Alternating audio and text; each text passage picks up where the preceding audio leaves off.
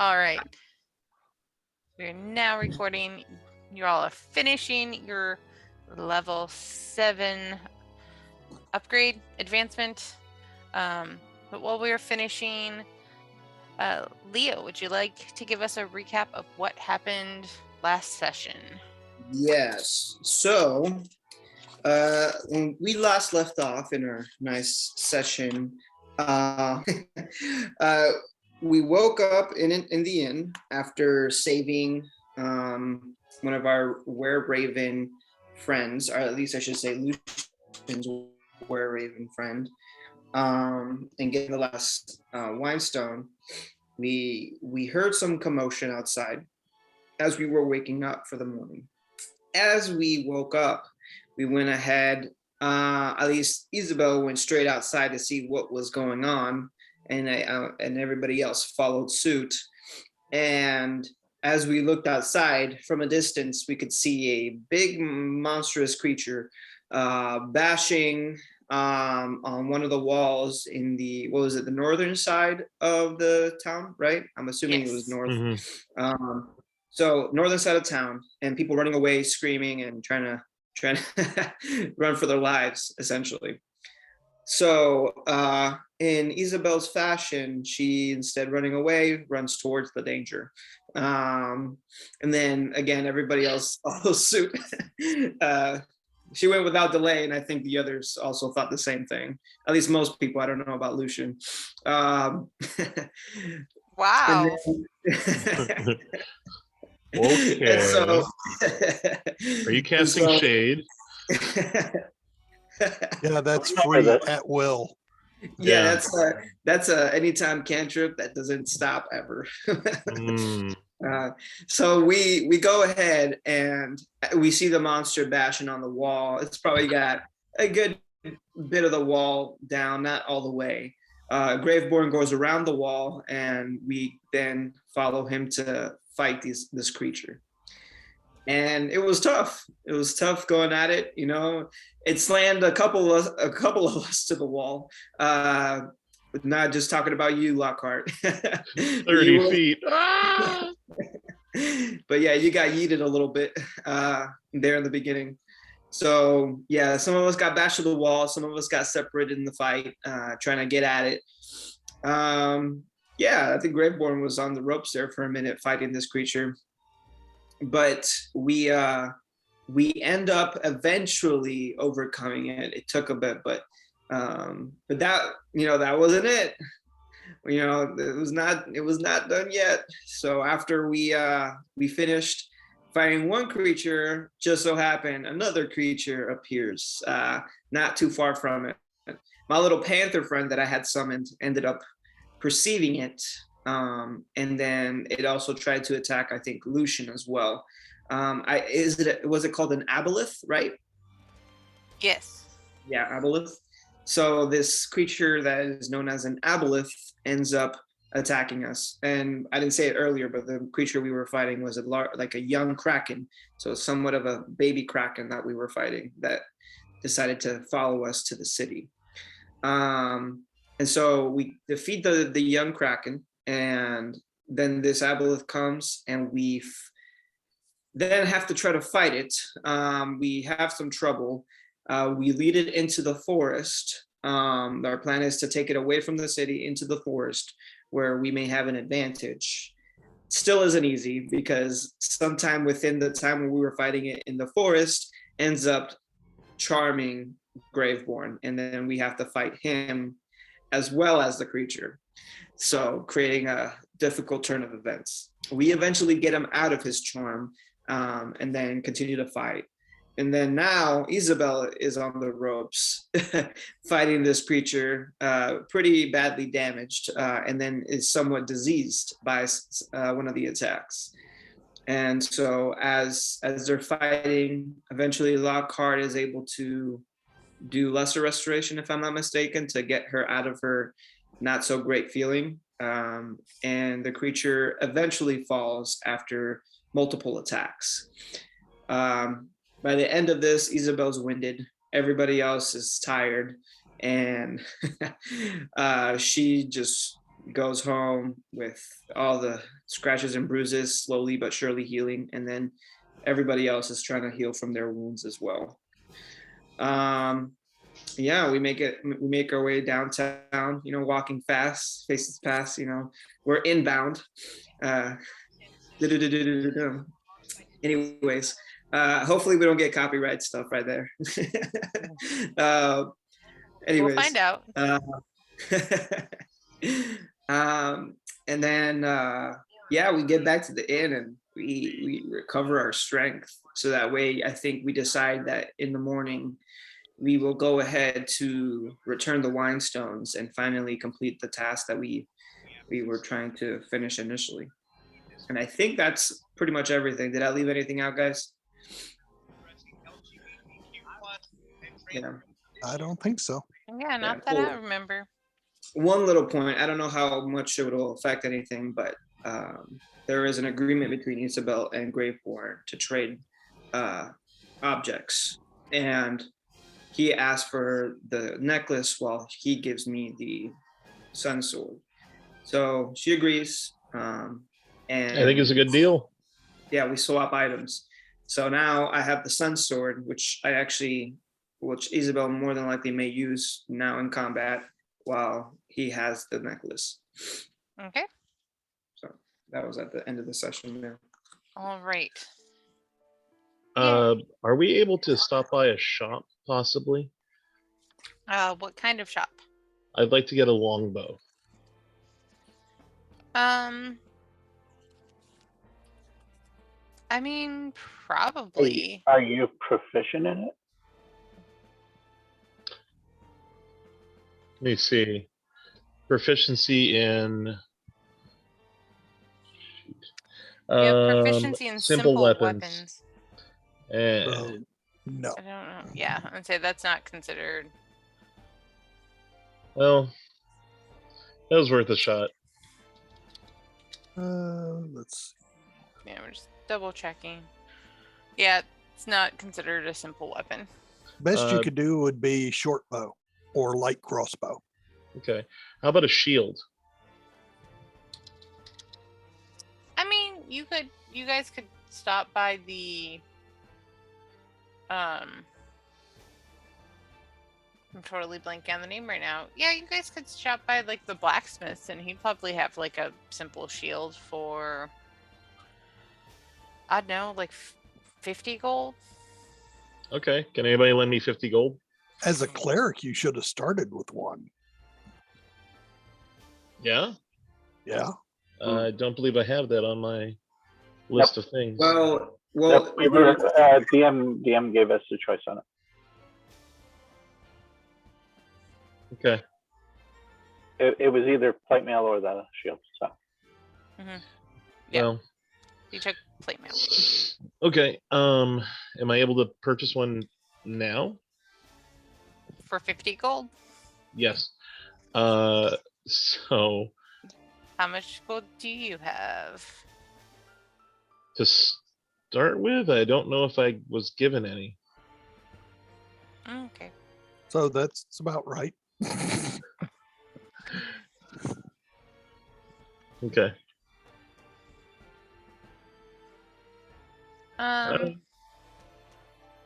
So I'll say for saving the talisman, he's willing to give it to you for 25 gold.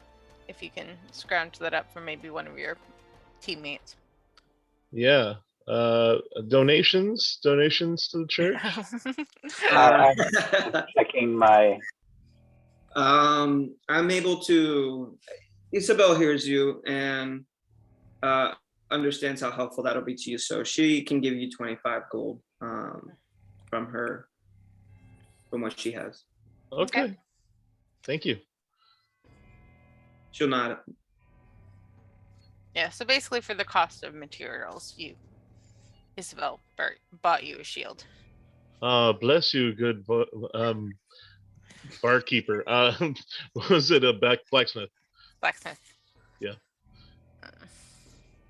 Okay. Thank you very much. That's all I would like to ask for. All right. And now you all have some options. Isabel would like to go see the Mad Mage at some point to see if they can get the holy symbol fixed. You also have the wine stones to return. I think wine stones are fairly important Okay. to keep Mhm. people from getting really upset when there is no more wine. When the booze is gone, Why is the booze always gone? because I drank it. All right. So, is everyone, since David stepped away, is everyone else okay with getting the wine stones Yes. or Yeah. giving the wine stones back? All right. Yeah, that's actually what we were trying to do last week. Yep. It is. All right. I'm gonna move you all together because I See? don't think. I keep trying to do this stuff, and it And takes we an ran in. entire session. See, you guys get sidetracked by your sushi, and I have to. Sushi. Yeah, we were going to return the wine stones, but we ran into a couple of cork blockers. Yep, it's fine. Don't worry about it. Now I just Okay, got. you got everyone? Mhm. I have everyone copied, and now I just got to remember where that map is. Because I've totally have not added like 5 or 6 other maps to this set of stuff. I was like, I know you were on here. There you are. All right. So you all head back over to the winery. Yep, because Adam is here. And Adam is not here anymore. Adam's at the winery? I hadn't deleted the token from before. Gotcha. Oh, They'll knock out 2 birds with 1 stone. No, Adam is not at the winery. Okay, George probably isn't up right now. Probably Okay. not, but I figured you would possibly eventually add him. Oh, I probably will. It's just, he only lasts an hour, so. Mm.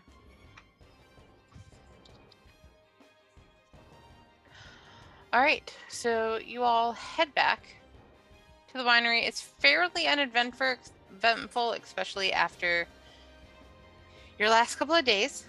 And when you arrive back, you see the owner and some of the druids kind of having not really an argument, but definitely more of a debate on kind of like the best ways to kind of lay out the soon to be coming grapes, to get like the best harvests and what's best for the land and all of that fun stuff. The druids are talking about things like rotating crops, where like this year you should put them all in this order, and then in a year or two you need to move where they all are.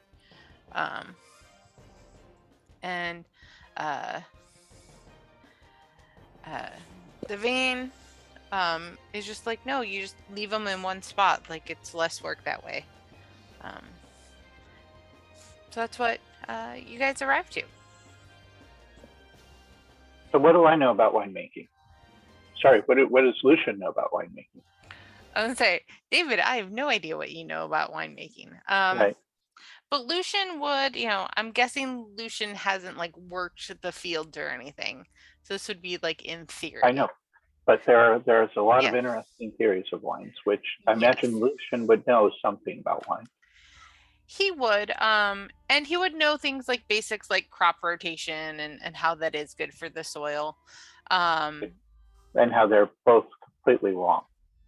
Pretty much. Mm-hmm. But you can also understand where at least the druids are coming from, because they have kind of like the basic kind of idea of it, but it's not the exact science kind of a thing. Mm-hmm. Yeah, I would say that you know a lot about the theory of winemaking, though you also know enough to know that in practice things work slightly differently. Okay, so I go up to them and I start talking. So now here's the reality of the situation. right now, with the wine shortage, we need to make grapes en masse. So while crop rotation is best for the land, right now we need to catch up. So that's my recommendation. Sorry, Druids. Now afterwards, I think there's definitely something to be said for allowing your crops to rotate, your ground to regrow, but you also might want to consider something a little bit different that I'm sure that the Druids would be willing to work with you on. If you want the tastiest wine, the one that actually makes it the best, you're doing this completely wrong. You see, the tastiest grapes always comes from the places that are hardest to get to and most difficult to grow in. So are you suggesting we move? No, I'm suggesting that you find a place nearby to do a special crop of very tasty wines. And meanwhile, utilize some of the land here to first do what you think, which is grow lots of wine, because we need lots of wine right now. But then definitely integrate the Druids' ideas so that the ground can recover. So the satellite location should be Like within... up on a hillside where it's very difficult for those grapes to actually grow. Because that in turn will create the most tasty grapes. And they all kind of look at you. I'm going to have you make me I want to say persuasion roll to see, because they're all very stubborn little NPCs. Yeah, on that one. And I would like to help explain the situation over again, and I think I get advantage on persuasion. Well,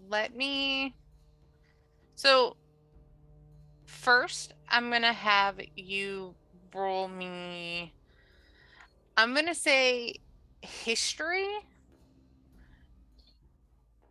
just to see like how much of what Lucian's saying you remember and can kind of translate. Because Lucian, I'm guessing you are incredibly smart, you are incredibly intelligent. You might be using like, scientific knowledge to actually but also scientific wording, which not everyone gets. Now, keep in mind, I am trying to tell them two different things here. The first one is compromise, because what we need now is lots of wine. Yes. And then we do need the crop rotation, or else your grapes are going to go. They're not going to taste. They're going to taste bland. But right now, bland wine is better than no wine. So get it out quickly, but then start adopting the Druids' ideas, because they're really smart about it. So then I'm going to let, with that 13, I'm going to say Lockhart. Can I roll again? Why? Because I have proficiency with persuasion. But that would add your proficiency bonus to it already. Oh, okay. What's your proficiency bonus? Proficiency is 3. It only added +2. Okay, so then you have a 15 or a 16 instead of a 13. Well, no, because he rolled history instead of persuasion. Oh, right. Correct. You're right. Because you asked him to roll history to find out if I knew what I was talking about. No, to find out how much he remembered of what you were talking about and how well he was able to translate it. I can explain it to the makers, at least part of it. Yes. So basically, you're able to explain the compromise part of it. You're not necessarily able to explain the whole, like, putting another set of wine, making a fourth wine that's very tasty on a hill. That part you don't quite get, but you definitely get the first part. I do have limited telepathy. It says you can telepathically communicate simple ideas, concepts with any creature within 30 feet of you, as long as it understands at least one language. This really wouldn't be a simple concept. Neither of these are simple concepts. Okay. But also, if you let me finish. Sorry. I will also, between the two attempts at speaking with them, let one of you, either Lucian or Lockhart, roll persuasion with advantage. I'll let Lockhart do that. Okay. Are you sure? I have no plus on it. You do. Okay. Very good. All right, persuasion.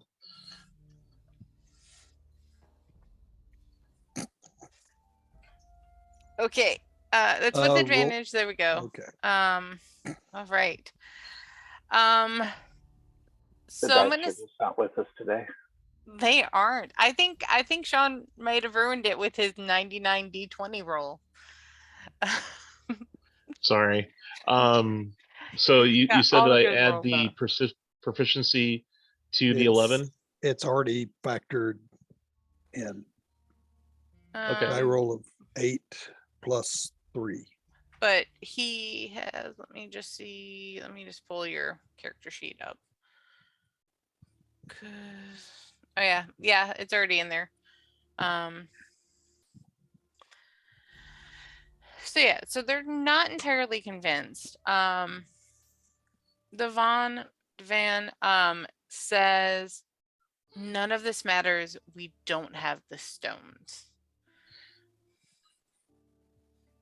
Why do you So- think we're here? I don't know.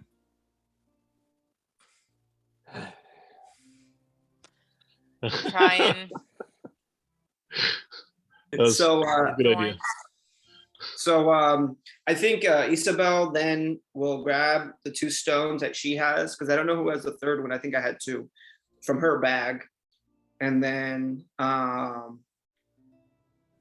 ask whoever has the other stone for the third one, so that way we can provide it to them. I think I have the third stone. Okay. Okay. So she'll take it from you, and she'll mention to Lucian, is this going exactly how we expected? Because I don't think it is. Should we think of a different plan that they'll be more, I don't know, convinced in? Because it seems that they're having a hard time trying to work together. Well, I don't see why. It seems to me perfectly reasonable that they compromise by doing one and then the other, because right now we need more wine. So the winemakers would be correct in that in the short term, but in the long term, the druids are correct, because you do want to revitalize the land. Okay. Doesn't this make logical sense to you? Well, logic may not have much to do with how they perceive what is best. Just saying. I mean, your way may have a point, but they're having a hard time understanding the intricacies that you are explaining to them. Okay. So they're being unreasonable, and we need to convince them to be reasonable. Let me ask the owner a question. Okay. So you have any more land around here that you couldn't work before from shortage of manpower, such things? Let the DM check the map real quick, because I don't 100% remember what is near here. Lucian theory works well sometimes, but sometimes you just got to put it in practical terms. I would say that yes, they have they do have some land. There's kind of 2 areas. One is essentially they're kind of on a medium-sized hill, I'll say, currently. And basically at the bottom of the hill, there's an area of land that's very kind of marshy and swampy. And then to the southwest, there's also a fairly tall kind of rocky hill. Okay, let me call the speaker for the druids over also, so he's part of the conversation. Okay. And tell the winery owner. Okay, My many worded friend tried to explain this, but I'll put it in more plain speak. Okay. Right now, use the land you have to grow as many grapes as you can. When it's time for the next crop, plant them on this other plot and let this rest. The druids can help explain how to revitalize that land. So when you come back to growing on that, they'll come out better. We could also see if Lucian wants to turn one of us into a giant ape, and we could actually build up a higher hill to build off of. Oh, actually, my concern is it safe in the other areas? You know, this is one of those strange areas where you might end up with a lack of workers because they're being eaten by werewolves.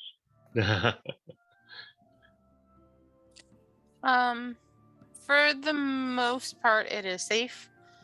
Basically, the war between the druids and the owners has been kind of the biggest Okay. uproar that goes on. And that's why in we're these trying to get them to cooperate. And then I mentioned, and I mentioned to the winemaker, but in the future, now I'm not suggesting this in the short term, and I point to the rocky hill and I say, I know it sounds weird, but if you got a group of vines growing up there, not the first generation, like the second or third, they would be so tiny and so tasty that they would make an amazing wine. Give it a try in the future. Don't waste your time on it now. He looks at you and says, I was like, I don't remember the voice I gave him. So he says, you'll have to come and show me how to do that next season. I'm not sure what you mean. Okay, I think actually the druids would be better off. They do know how to grow things really well. Which, by the way, don't they have a spell to help grow things?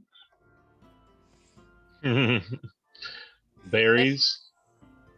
No, I'm thinking more of the plant growth, which would resolve this whole issue in one shot in 8 hours.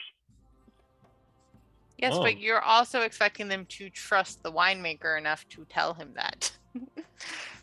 Which the tension is kind of uneasy. You got to get them to work together in small steps first. Right. I'm going to say something. I'm going to walk up to the druids and say, listen, this is a two-part problem. He has an immediate problem and a long-term problem.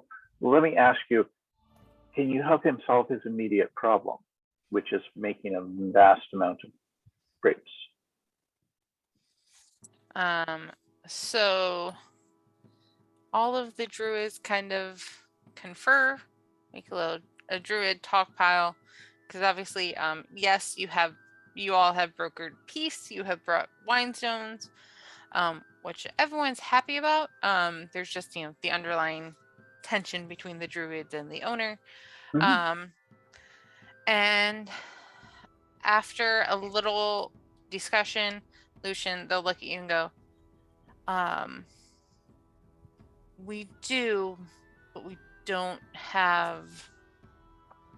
I was like, let me just double check the range on the spell. Yeah. Yeah, well, you got to read it. There's two different uses of plant growth. Yeah, I just.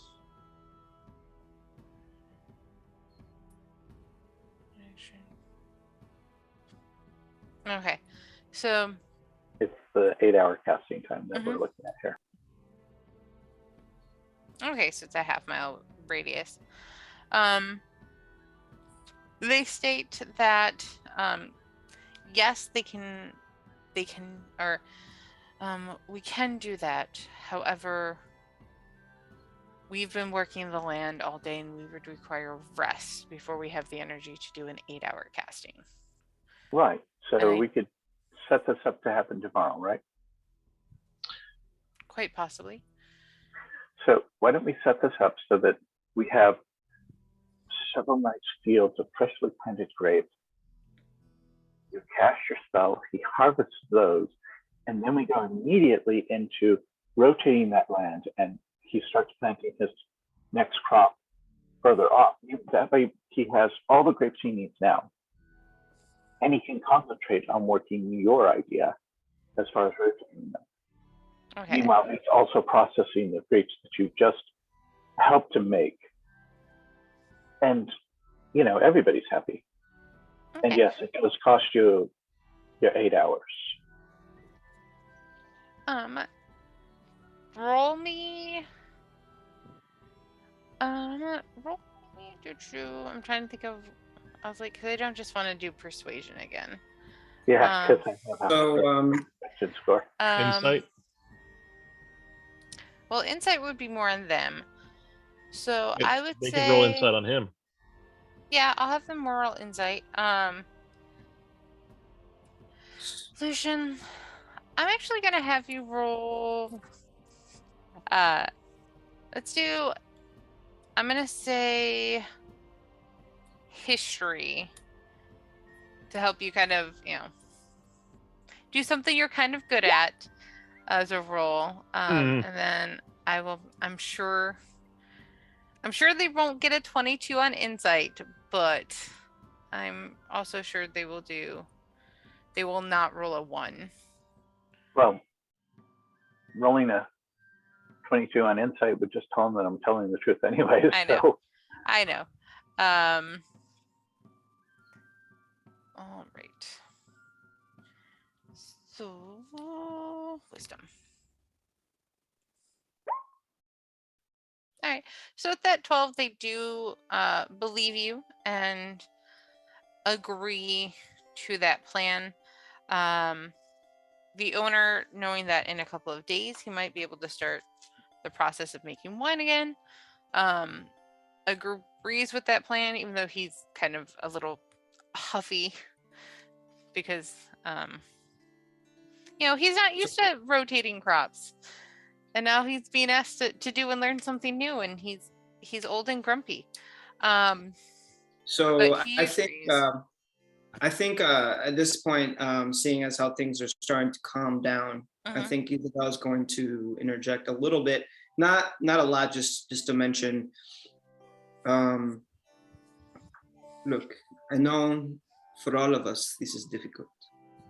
It is not easy sometimes doing what is hardest, but when it will, in the long run, help us through these hard and difficult times that we are facing,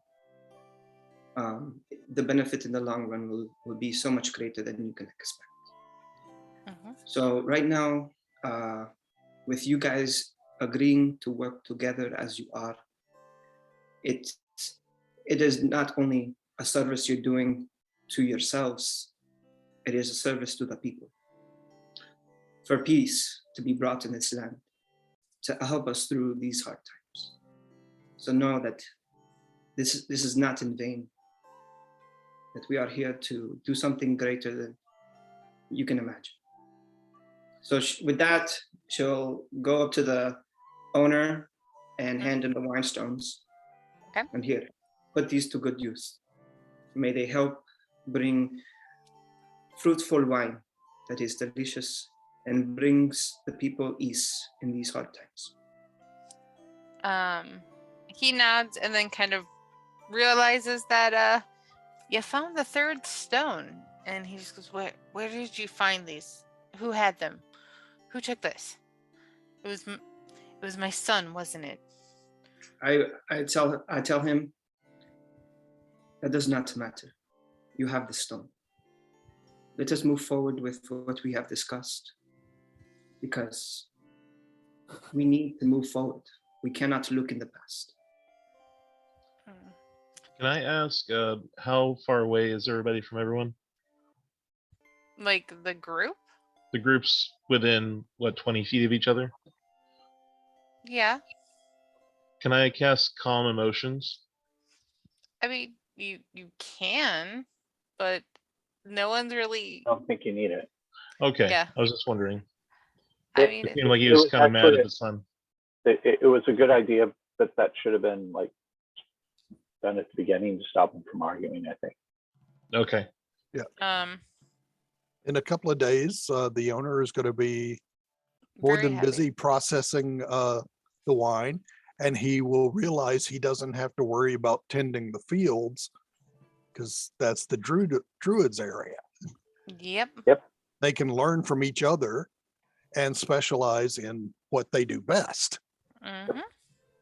And you know, I'm just glad we didn't have to resort to like, you know, summoning George to convince them. True. So Isabel, I'm going to have you make a persuasion roll with advantage, and I'm going to roll insight on the owner just to see how much he kind of believes you. Well, he's definitely going to kind of believe you. Unless you roll As a long as one. I'm trying to roll it right now real quick. Yeah, no worries.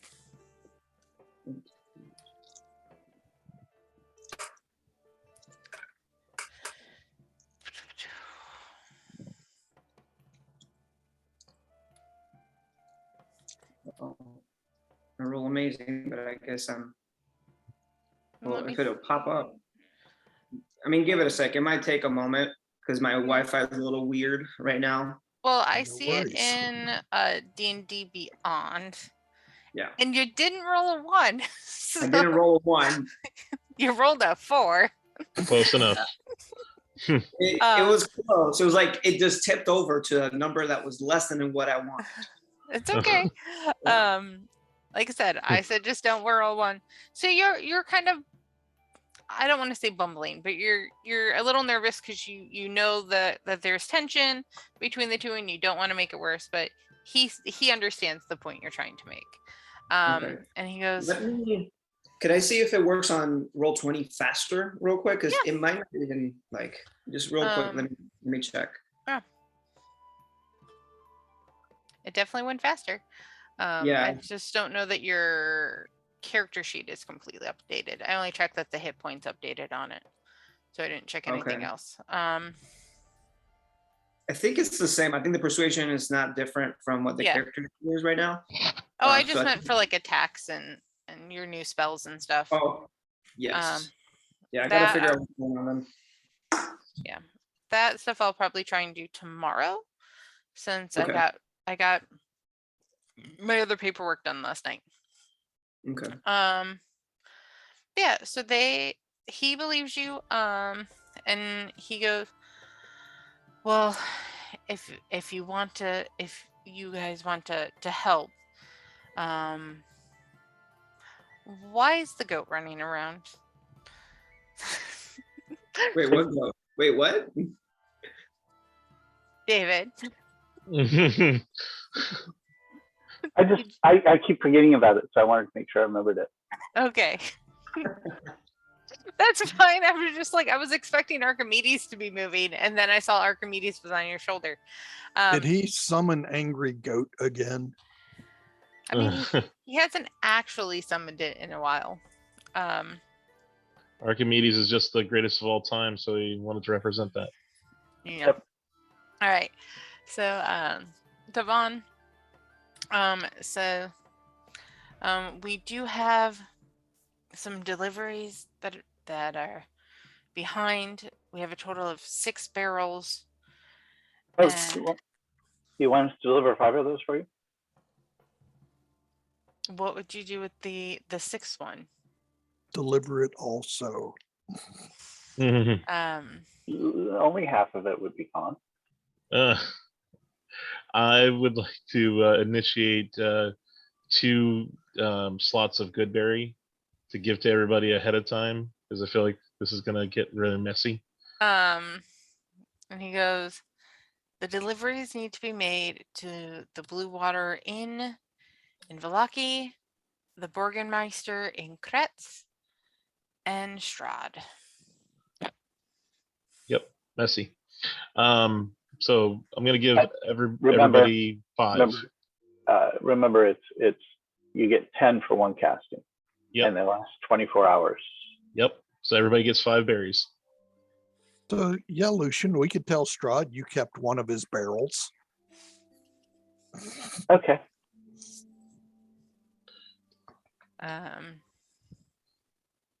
And he goes, and he's like, and let them know that there should be more wine coming soon.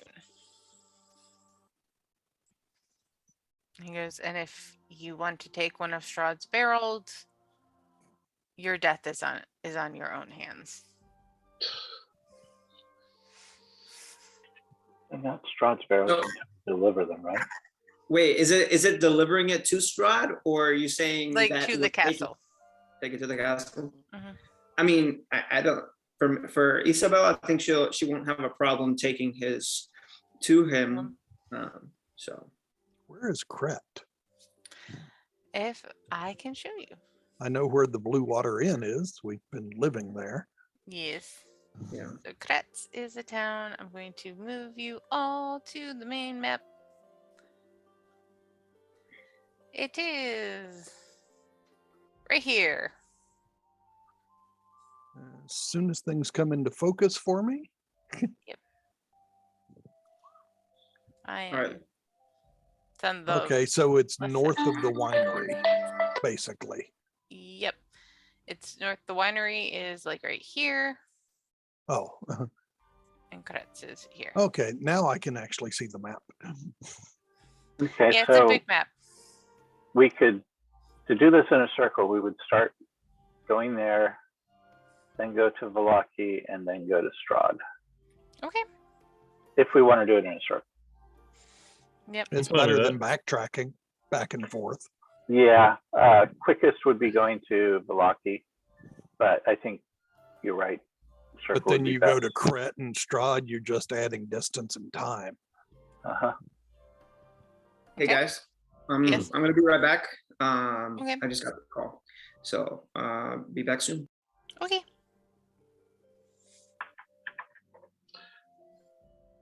And you know you'll have us all there up at the north side. Okay. Yeah. Can I That's from be when you excused were for a moment? crossing the water. Yeah. Does everyone want to just take like a 5-minute break? It's up to you. I was Oh. like, It's not going to be that long. I just I gotta go. Be right Okay. back.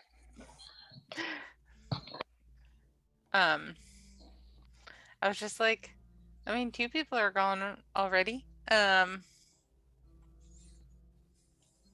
but yes, you all are still at the top, kind of on the other side of the lake from the lovely journey that you all had on the boat.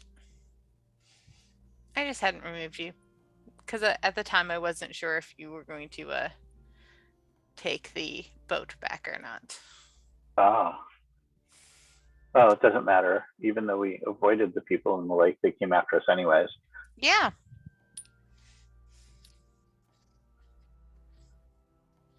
Yep. It's almost like you may have had some magical objects on you that were attracting it. Uh-huh. Uh-huh. Really? Yeah. You mean like the staff? No.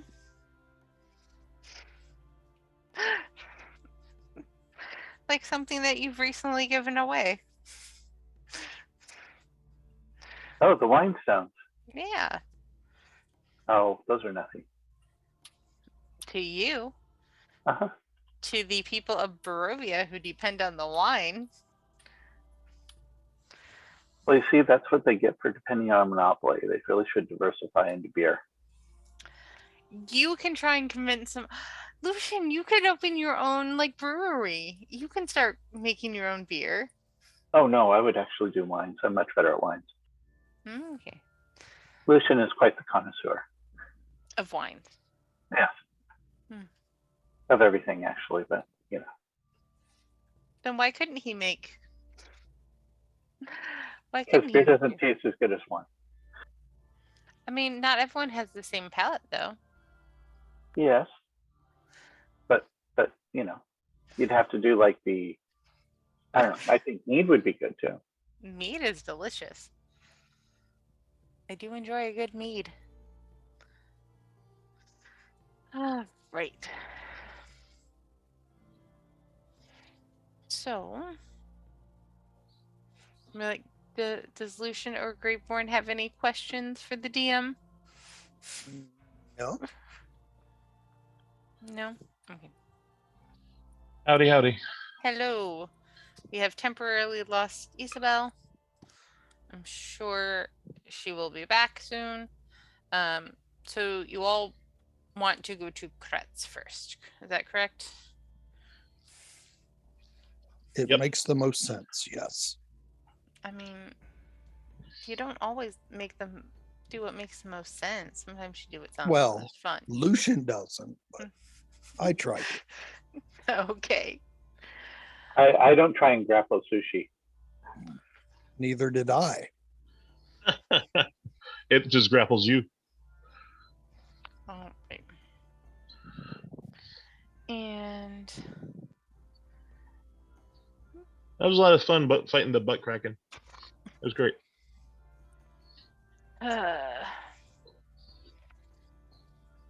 all right. So while we are waiting, Graveborn, would you like to make me a wisdom saving throw, please? I would like to make me a wisdom saving throw, but I won't. Yeah. What did you? Oh, that too. That's gonna Wow. hurt. Wow. Wow. I haven't seen you roll that low in a while. Well, I haven't rolled a wisdom saving throw in a while. True. I just meant in general. Good thing I gave you those berries. True.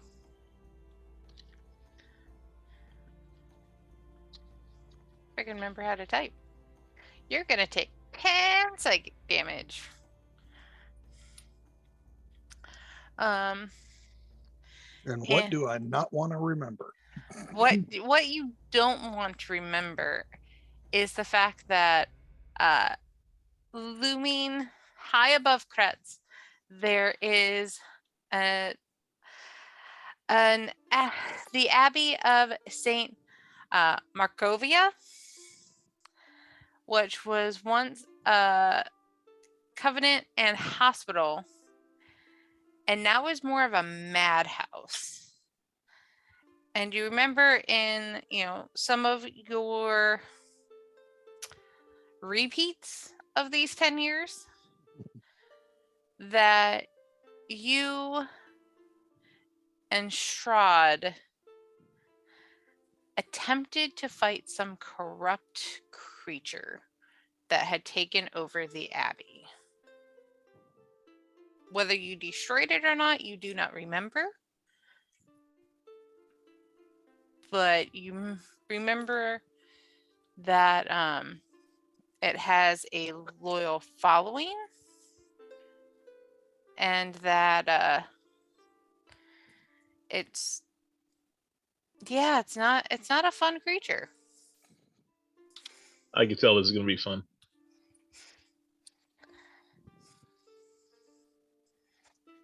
And you also remember that the Burgermeister is fairly paranoid, and that you all may have a little trouble getting into the town. What's the Burgermeister's name? Is it Meisterburger? No, it is not Meisterburger. Ah. That's Mr. Burger to you. It is Dmitry Krezkov. He is the Burger King. Dmitry what? Krezkov. Krezkov. Bless you. Krezkov. Remembering this, I'll ask the winery owner, are we going to have any trouble getting into Krezk? I remember it's not really a friendly place. If you give him the wine, or if you tell him the wine is here, you should be able to bribe your way in.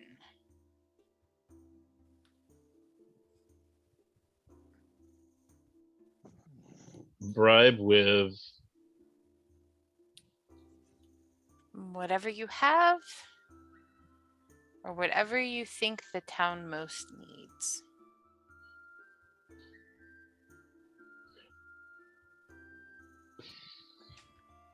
But if he wants your wine so desperately, you'd think there'd be no issue. If the town needs wine, then hey, open the gates and we'll give you your wine. Yes, but you have 6 barrels and 3 locations to visit. So where is the Maybe we winery should on this? hide the other 4 and just bring 2 up. Where's the winery in relation to this? There. Mm-hmm. I mean, we did have to go in a circle-ish, but if we left a few of the wine barrels here to come pick up again, Yeah, if we just two, make Krezk delivery, it's not a far swing out of the way to pick up the rest and then hit Vallaki and Strahd. yeah, and if we come across anything in the path over there, maybe we can figure out something that we can find to trade to entice them to open the gates.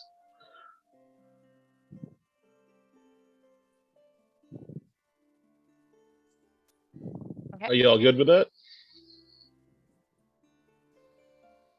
Lucian, I feel like you have an idea or a I'm comment. wondering if we just sink it in.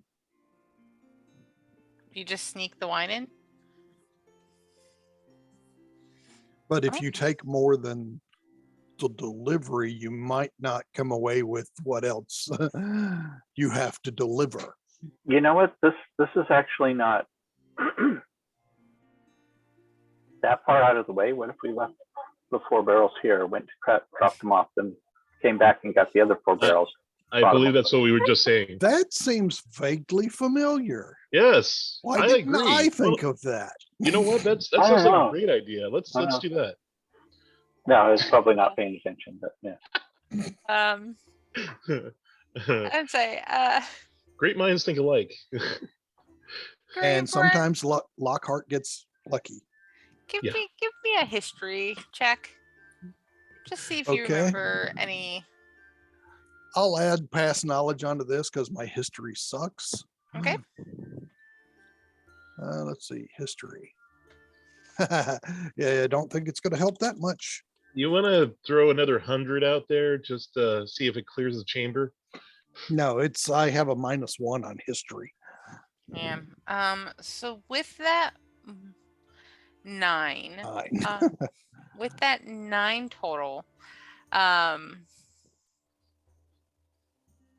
yeah, I mean, you remember there are some like trees to like the north side of it, but you don't remember any like secret entrances or anything.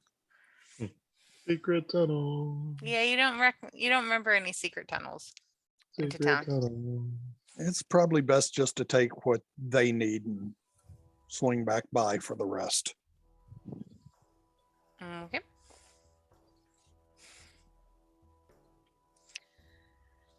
All right, so y'all heading to Krezk? We're Krezk bound. Krezk bound. All right. So for this, so you leave 4 barrels, take 2 to Krezk. Make sure we tell the winery what we're doing. Yeah. Oh, we got extra wine. Let's crack a barrel. I mean, I think it's a bit more of like that way he understands why you're leaving. I am gonna say time frame. You guys probably left early morning from Vallaki. Okay, so it's probably around noonish. I'm gonna say between like travel and talking and convincing everyone. And during the travel, I will tell them my past experiences with the not so nice creature. That you can't remember what it is. Yeah. But All basically that nearby is a really bad asylum. Yeah, essentially. Oh, great. Especially So- this one guy with a really creepy smile keeps saying something about scars. Yeah.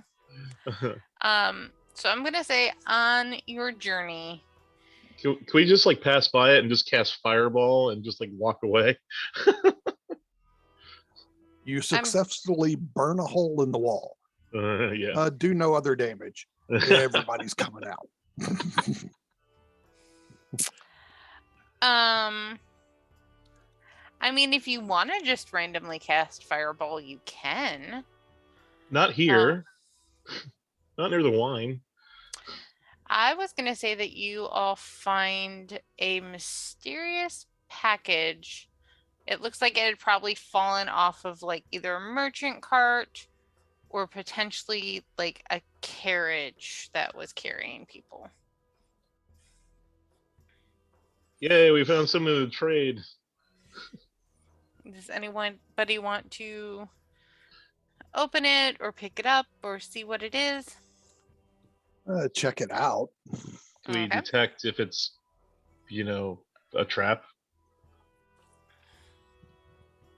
From what I can tell, Go poke it with a stick. It's not a trap. Whomever wants to go near it can roll a D100 for me. I will. Sure.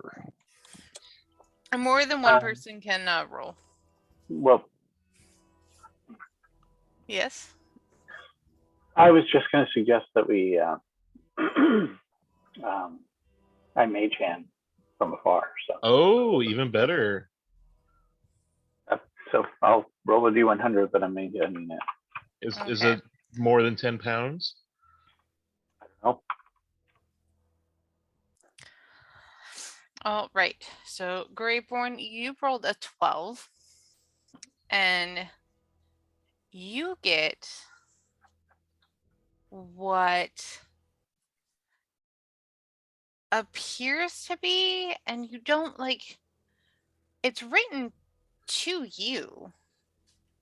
It's an unopened letter, which appears to be from your mother, who passed away when you were like in your early 20s. Well, you were away at war. It's encouragement, hoping that you come home safe and that you've made friends. But it's weird, because what would that letter be doing here? Lucian, you find a lantern with a black candle that never, and you can tell from it, because of your knowledge, you can tell it's a black candle that never runs out and burns with a green flame. And when I get 10 minutes, I'm going to go ahead and identify it. Okay. That's literally the description on this sheet. Okay. Trinket table for the win. It is a trinket table. And Lockhart, you find... Explode. Yeah. You find inner peace. You find a fireball. Oh. You find a little cameo with the profile's face scratched away. What's a cameo? It's like a little, I guess the best way to probably describe it is almost like a little locket with like one of the face drawings, like the profile all black drawings. Oh, but you get like at Disneyland. Yeah. Oh. It's when someone shows up briefly in a movie and Oh no, I know a cameo, but I didn't realize that was the same thing. Good news, Lockhart. Everyone around you finds peace is of you in the trees. Oh, wow. So yeah. I'm turning the game off. I'm gonna go away. I'm not gonna lie. I really like this trinket table. I might randomly have them appear more often. So I guess I'll put the locket in my pocket. The cameo in your pocket? Yeah. Okay. It rhymed when he did it. It did. It did. Good job. But yeah, that's all that really happens on your journey. Does that mean I could draw a new face on it? I wouldn't do that. Why? That is important. I could draw a happy face. Yeah, you don't know whose face was on there. Okay, to correct. Or maybe they look like that naturally. Oh yeah. I mean, it is. Somebody with a scribble is like, I shaved really terribly. All right. So as you get closer, on this main road, it branches to the north and climbs a rocky, hillside, ending at a gatehouse built into 20-foot high wall of stone reinforced with buttresses every 50 feet or so. The wall encloses a settlement on the side of a snow-dusted mountain spur. Beyond the wall, you see the tops of snow-covered pines, thin white wisps of smoke. A somber toll of a bell comes from a stony abbey that clings to the mountainside high above the settlement.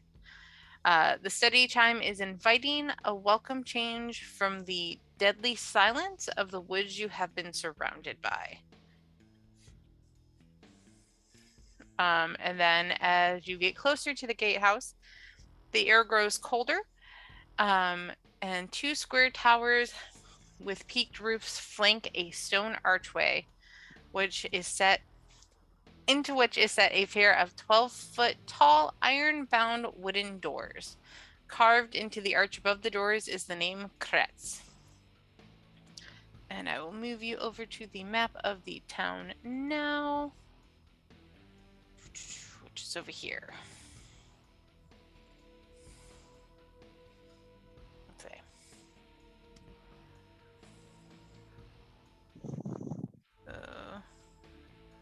Isabel, I will leave over to the side for now. And then with this, just so you are aware, is technically each square is supposed to be 50 feet.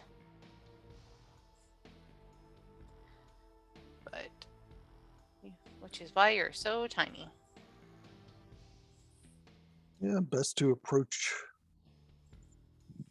the gate. Ooh, there's something up in the northeast corner. There is. What did I put up there? I don't know.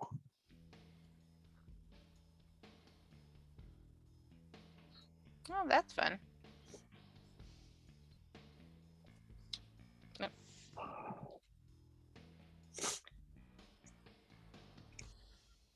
That's fun. I actually didn't put that up there. We disappeared.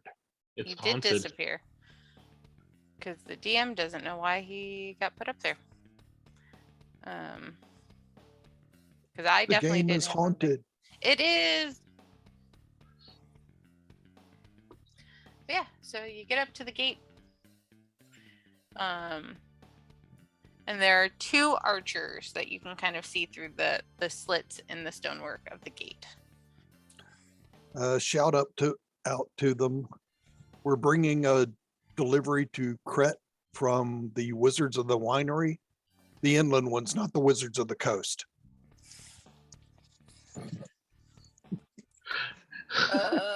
Blue cup, blue cup. Oh God. Okay. You hear kind of some whispering back and forth a bit. And they go, what took you so long? Wagon wheel broke. They had to get a new one made. You think they'd keep spares? Make me a persuasion roll and just don't roll a 1. How about Hey, 4? do roll 1. Close enough. Yeah, that's close enough. I said don't roll a 1. I mean, they really want their wine. How much you got with you? The order says 2 barrels. 2 barrels? That only lasts us like a couple of days. There's more making. I mean, they usually bring a wagon full. What's going on? I don't know. I just deliver the stuff. So you want it or not? No. I can take a future order while I'm here if you wish. Well, for that we got to get the Baron. So why don't you come inside and wait right on the other side of the gate? Are you sure we can't just stay in the inn? Huh? Can we just stay in the inn for the night? I mean, you don't want to wake up the Baron for this, right? It's It's like middle of 5 the in the day. afternoon. It's Right. dinner time. And we've been traveling a long time. It's time to sit down and eat. After that, the Baron probably isn't going to want to get up and come down and see us. I mean, for the wine, he will. Okay. And so they let you in. And then once you get in, there are about 4 guards kind of waiting on the other side of the gate. I mean, if you really wanted to fight them, you could probably easily take them. They definitely don't have much fighting experience. I will let you know that. Or you guys can just wait politely for the Baron. We're just here to make a delivery. You're like, I don't want to fight. We had enough combat last session. I'll move y'all inside. I'm getting. We're trying to bring the country together. Why stir up shit? Hey, that's fine. Good enough. All right. And I'm gonna say after probably about 5-10 minutes, the Baron shows up. Let me find him. I like how the music sounds like we're playing Bad Dudes or something. Kind of, yeah. Well, this is interesting. All right then. Apparently, he doesn't have a character sheet. That's fine. He's not important enough. Apparently not. Sir, not appearing in this film. I could have sworn he had one, but that's fine. It's fine. So after probably about 5-10 minutes, Leo. hey, after about 5-10 minutes, Isabel comes back. All right, so Leo, let us know when you are in. What do you say, Lancelot? All right, here I am. Yay! You made it back. All right, I'm going to move you into town real quick. Okay. The group decided to basically take 2 barrels to Krezk first. Graveborn remembered that essentially you might have to bribe your way into town, and also that they might want more than the 2 barrels allotted to them, because there's deliveries have to be made to Krezk, the Blue Water Inn, and to Strahd. Can I ask a question? Yes. Do you think Isabel would have been wanting to get in on that package? Oh, yes. If you would like, you can make a D100 roll. There was a package that was found on the journey. Okay, D100. All right, give me 1 second. Yep, no worries. I have to get back to that table. A 59. All right, so with that, you find a key to a family crypt.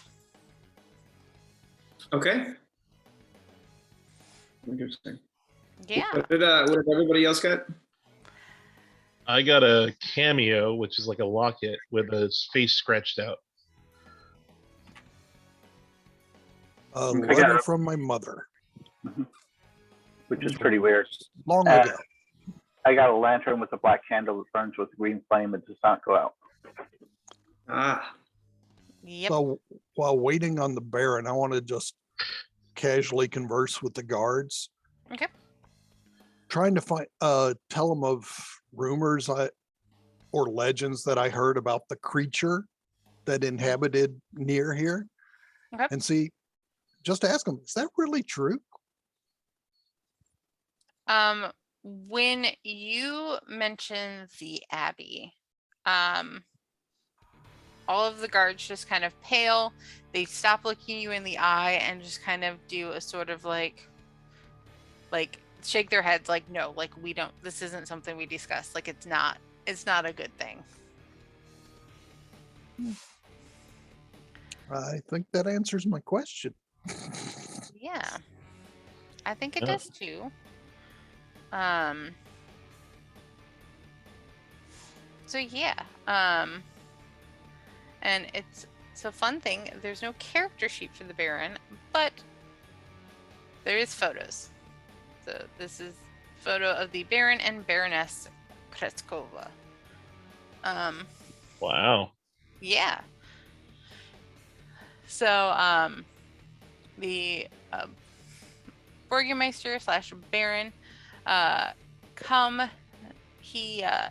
down. You can tell like he still kind of Is he has heavily armed like that?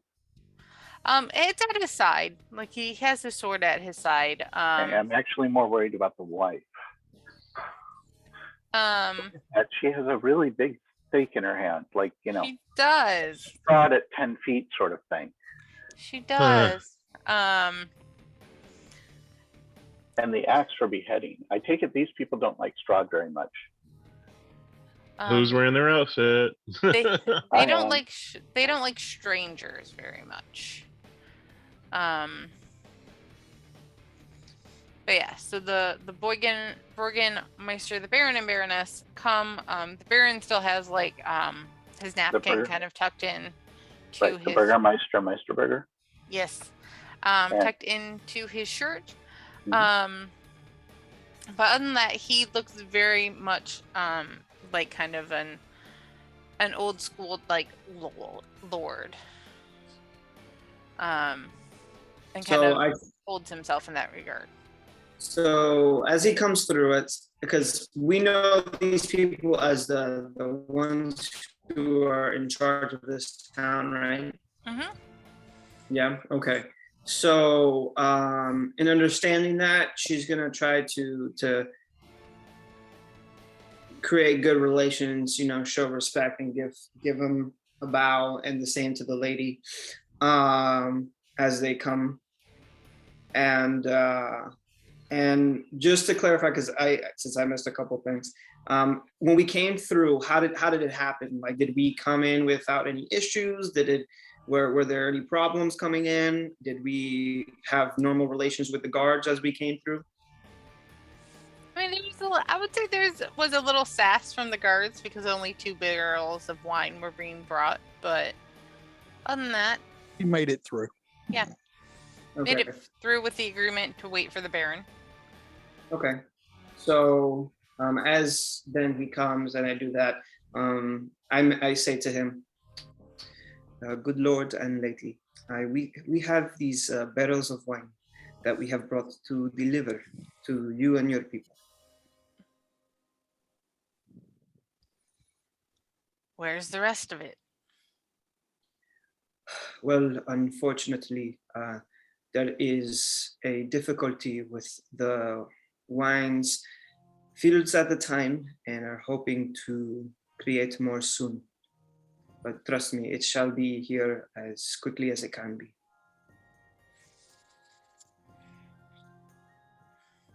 Fine. Bring 1 to my home, and bring the other to. I was like, awesome. Bring the other to the local inn.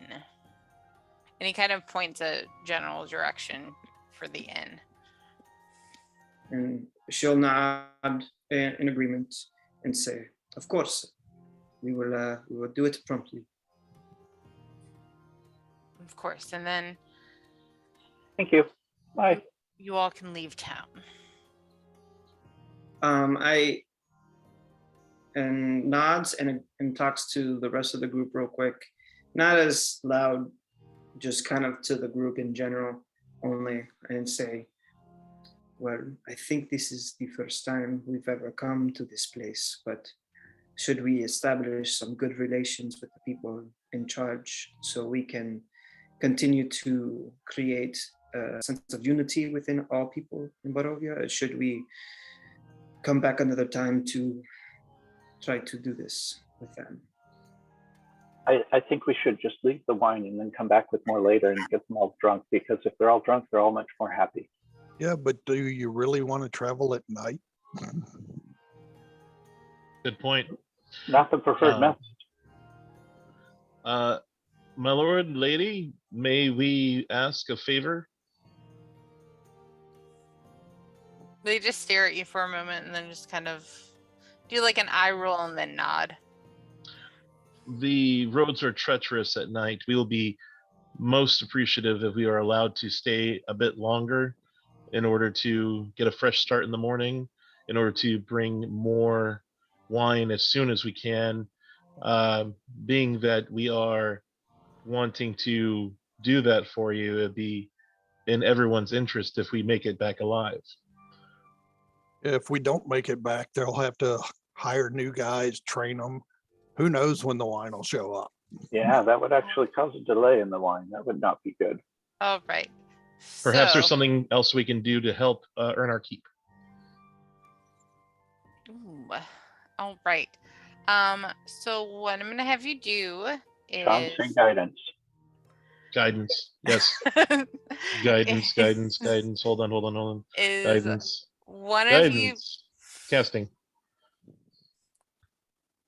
one of So- you will roll persuasion with advantage.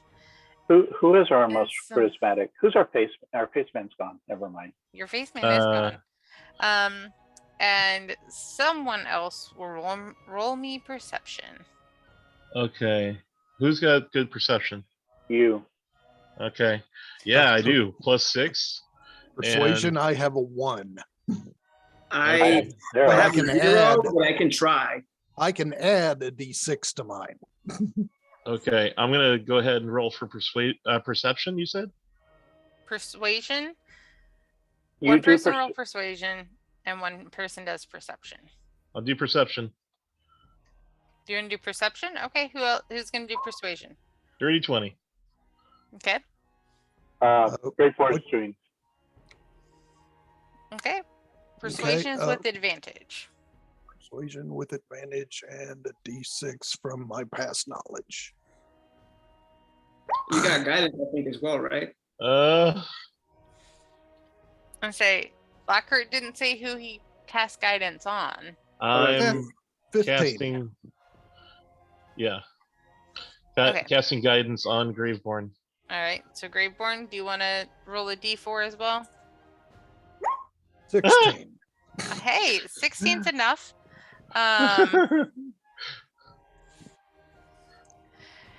So Lockhart, with your dirty 20 perception, you do notice a few of your raven friends kind of on the like on the wall guarding the town.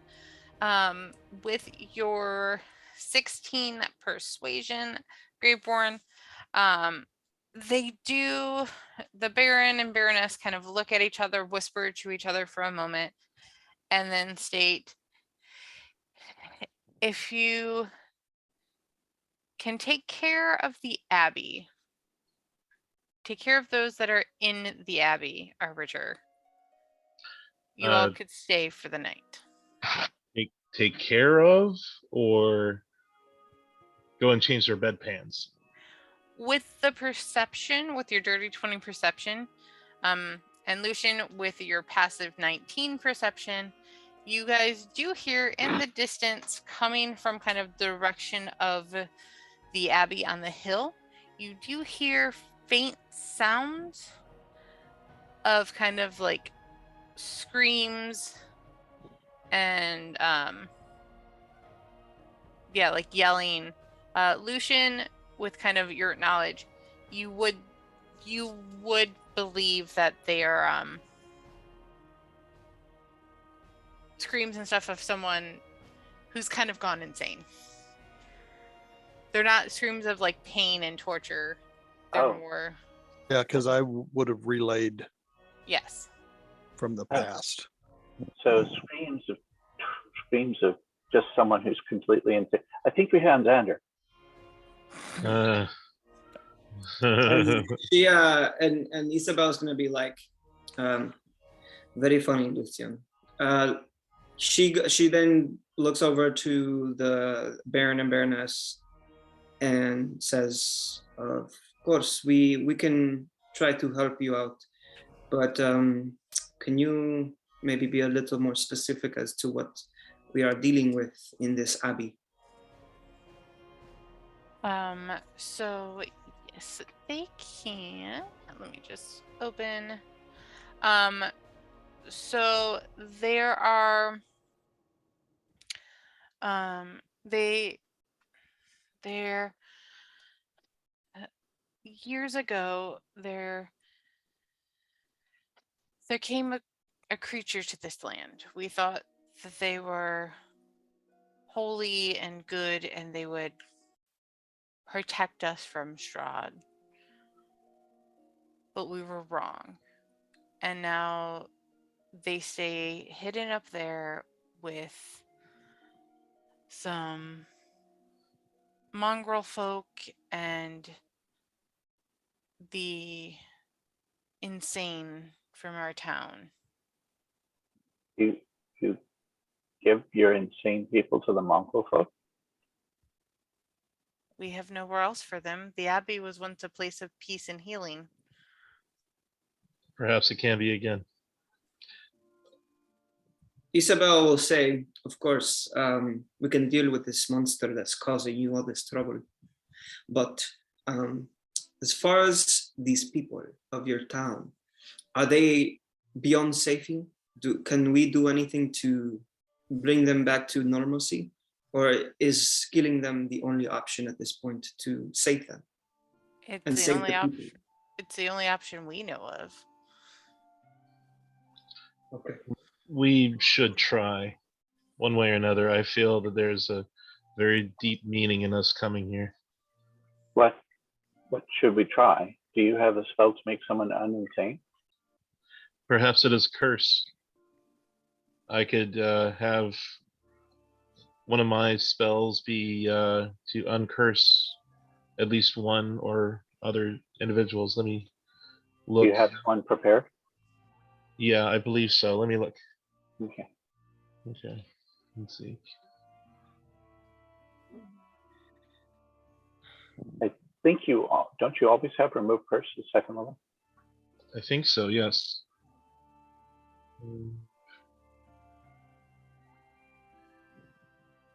I think Isabel, while you're checking that, is going to say, well, we can examine maybe them later when we decide to go to the Abbey. But it is good to know what we are facing, so we can plan accordingly. Appreciate your assistance and your willingness to allow us to stay in your town, and we hope to provide you with good news with what is going on in the Abbey.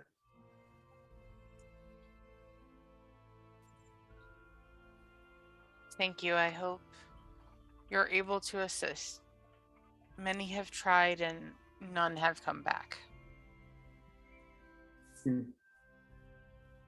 And so she'll give another bow of respect towards them and turn to the group. Well, I think we should make our way, and Lockhart, we can discuss ways of possibly helping these people along the way. Okay. All right. So you all on your way up to the Abbey, which I'm gonna hide these girds real quick because kind of with that the Baron and Baroness kind of bid you good night and head back home. And you all head up to the Abbey. As you're heading kind of through town up to the Abbey, you do notice kind of all of these little houses are basically no more than like 200 square feet. And then there's a lot of pigs, hares, and chickens kind of running around. Some of the towns have like little kind of like fences around them to help keep the animals in. Some of them don't, and the animals just kind of seem to keep kind of wandering just like around. But for the most part, it's quiet. You do see a few kind of like adults and children. One of the interesting things, though, that you all notice while walking by is each home seems to kind of have its own graveyard. Those are just kind of some things that you notice around town while heading towards the Abbey. And I think along the way, Isabel will mention, it looks like this town has seen its fair share of death as well. Looks like this consistency of death and difficulty in life is reached even the farthest of towns within Barovia. Yes, but this also has an element of madness to it. Yes. It seems like everywhere we go, we face something new and different, but still the result is the same: death and loss. Okay, I'm sending Archimedes up ahead. okay. You can do that. Oh, okay. Sorry. I said you can. That's Oh, fine. okay. I'm just fixing a few things. He will circle around then, noticing that. Is the map visible? Also, are we within or in a forest area? Is this a forest? So this is kind of the top of a hill. That, I mean, there's some forest kind of at the bottom of the hill. Oh, okay. So we're going this direction, like this way? Yes, that way is kind of a gated area. Gotcha. I didn't know. I thought for a sec we may have been going this way. That's why. Okay. So I'm guessing the only. Oh, there we are. I was like, you're definitely on this map. Each square is also 10 feet, just so you know. Okay. And as Archimedes spins around, I go, hold on. And I point to both of the little guard towers. Well, in those guard towers, there are, in each side, there is one person. And as you guys are coming up, the gravel road passes between two small stone outbuildings, which you are currently in front of, which stretch 5 foot high and which stretches to a 5 foot high, 3 foot thick wall of jumbled stones held together with mortar. Blocking the road are iron gates, which Archimedes could easily fly over, attached to the outbuildings by rusty hinges. They do appear to be unlocked, and viewed through the gates, a stone abbey stands. Screams of insanity can be heard through, like, very loudly through here. And there is a belfry which protrudes from the rooftop closer to the north wing where you guys are entering from. And it also sports a chimney bellowing gray smoke. And as Archimedes comes back, I go, there's a lot of graves in there. A lot of graves.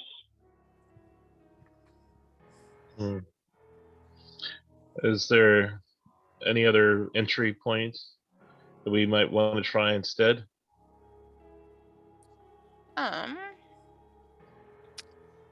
Nope. Like, I even just double checked the map. Nope. Okay. I'll take the lead if you don't mind. Okay.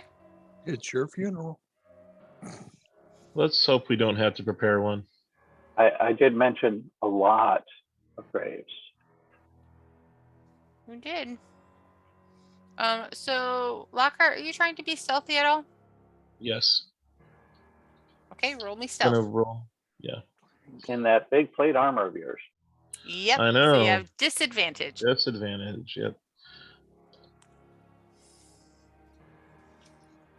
Let's roll. Hey, that's not bad. Wow.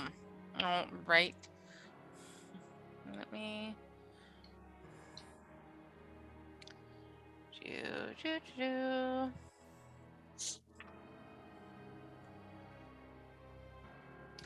Oh. All right. All right. So, as you're sneaking through, you think you're being like super sneaky, and then all of a sudden, kind of a head, like someone pops out in front of you. You just go, "Oi! What you doing there?" I cast silence. Okay. And I say to absolutely no one, because no one can hear me now, I guess we're doing this the hard way. Archimedes nods, since we're the only two who can hear each other now. Yeah. Okay. All right. So where are you putting that 20-foot radius sphere?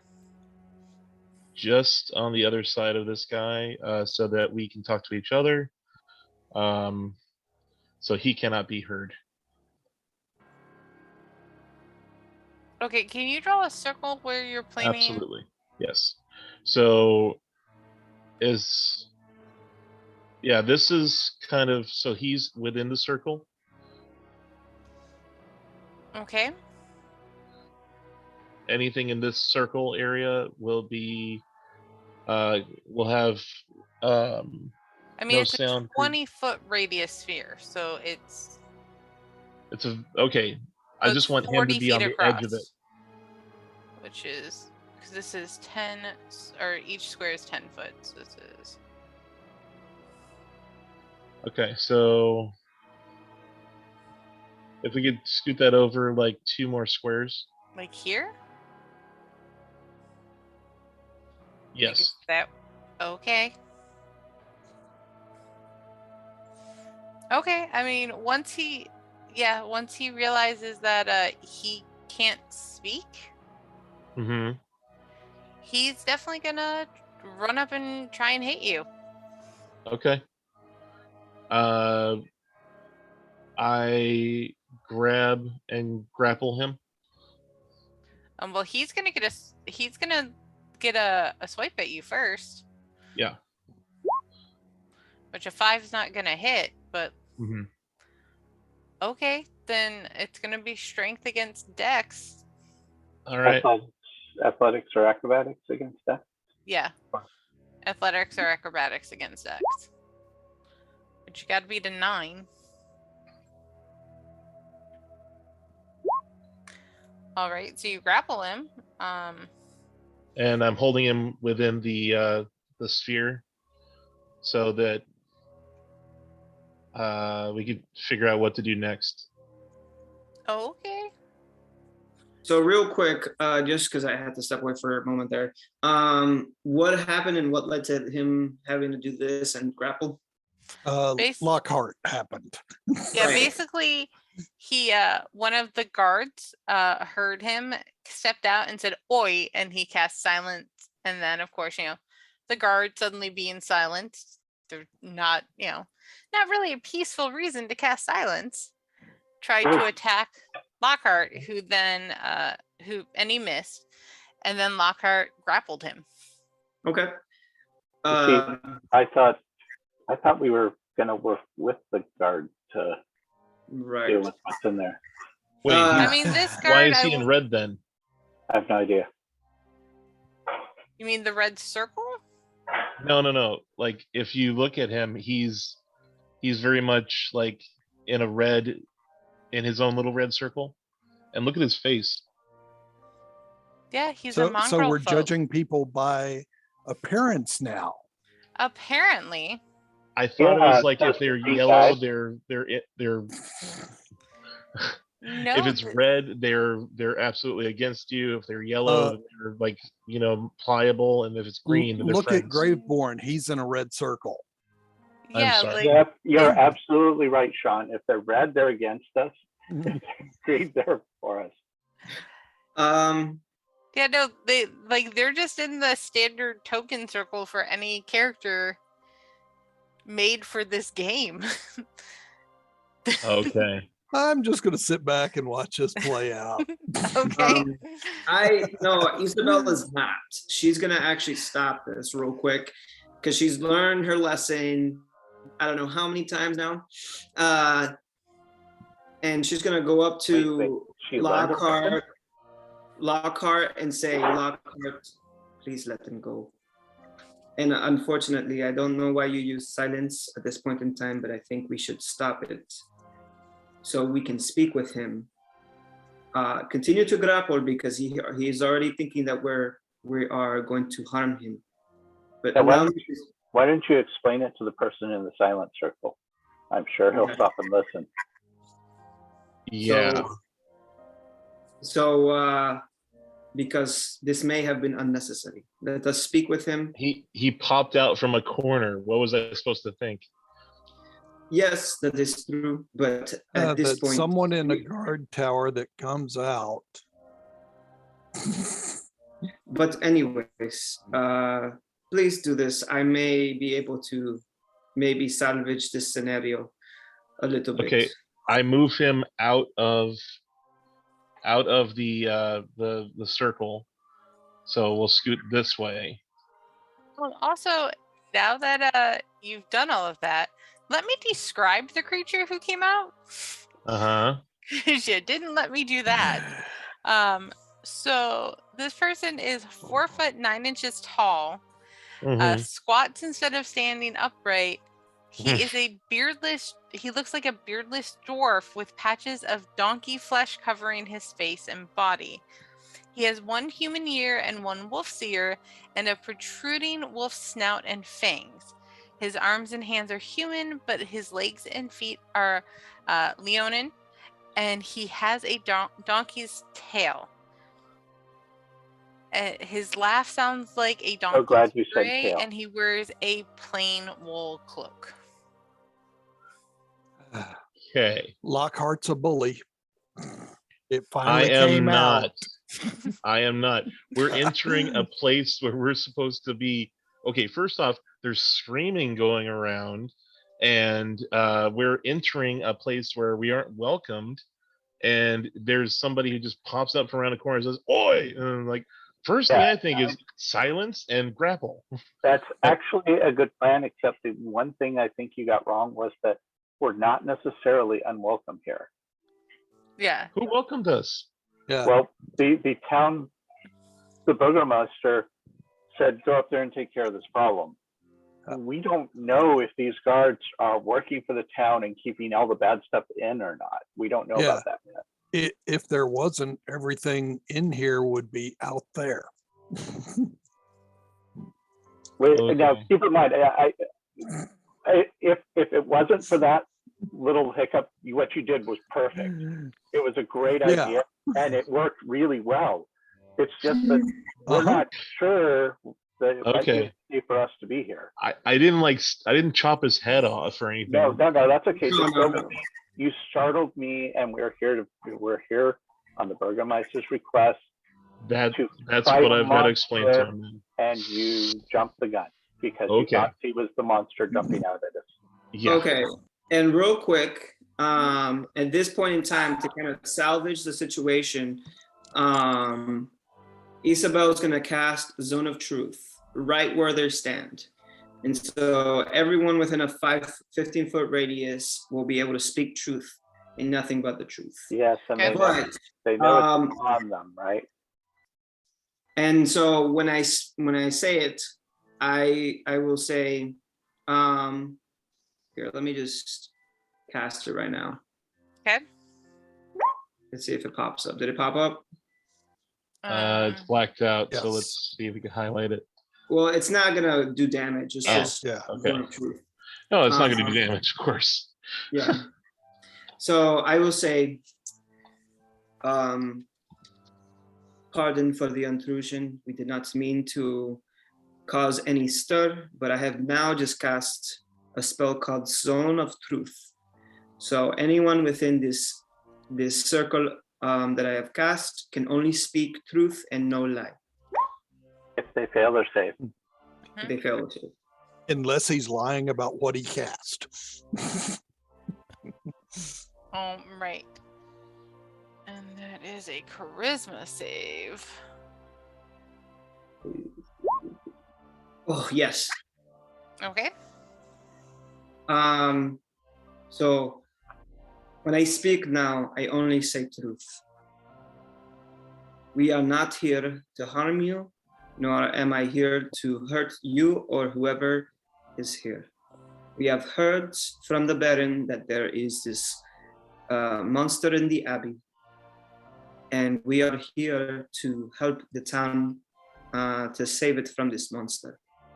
Apparently there are people in madness, and we have heard that I assume you are what is called a mongrel folk that we were told about. So please speak to us. Are you enemy or foe? Enemy or ally, I should say. And Otto does Yes. kind of a twitch, and he goes, "It depends. You gonna hurt the abbot? You hurt the abbot, I hurt you." Who is the abbot? He runs this place. He protects us, gives us food. Yum yum. What does he feed you? We get plate with food on it. We eat it. Keeps us healthy and strong.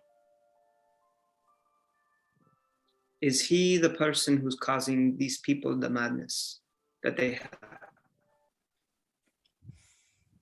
Madness. There's no madness. I'm the smartest, wisest, strongest, fastest, and most beautiful person I know. He really believes that. Well, what about the people inside who are screaming?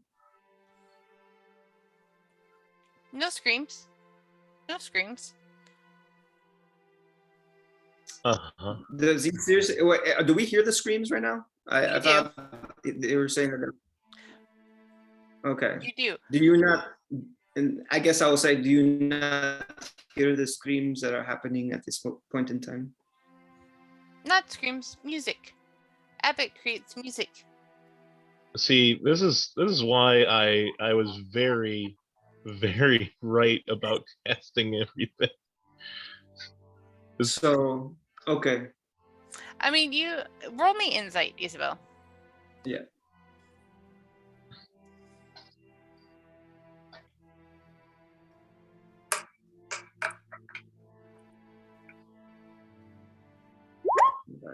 With that 21, all right, you know that to him, he is telling the truth. You also know that he is completely insane. Were you always like this? Like, does he look affected by this madness, like, as well, that we were told about? Yeah, you can definitely see some signs of madness besides just, his twitching and, he's kind of constantly looking around for things, or at everything and nothing. Yes, you can definitely see some signs of like madness within him. Okay. Do you know where this abbot is? Are you gonna hurt the abbot? I won't tell you if you're gonna hurt the abbot. But you must speak truth. You cannot lie. And he just You kind know of where like, the Abbot is. We do not plan to hurt the abbot. At this time. I said at this time. You don't have to add that part. Wow.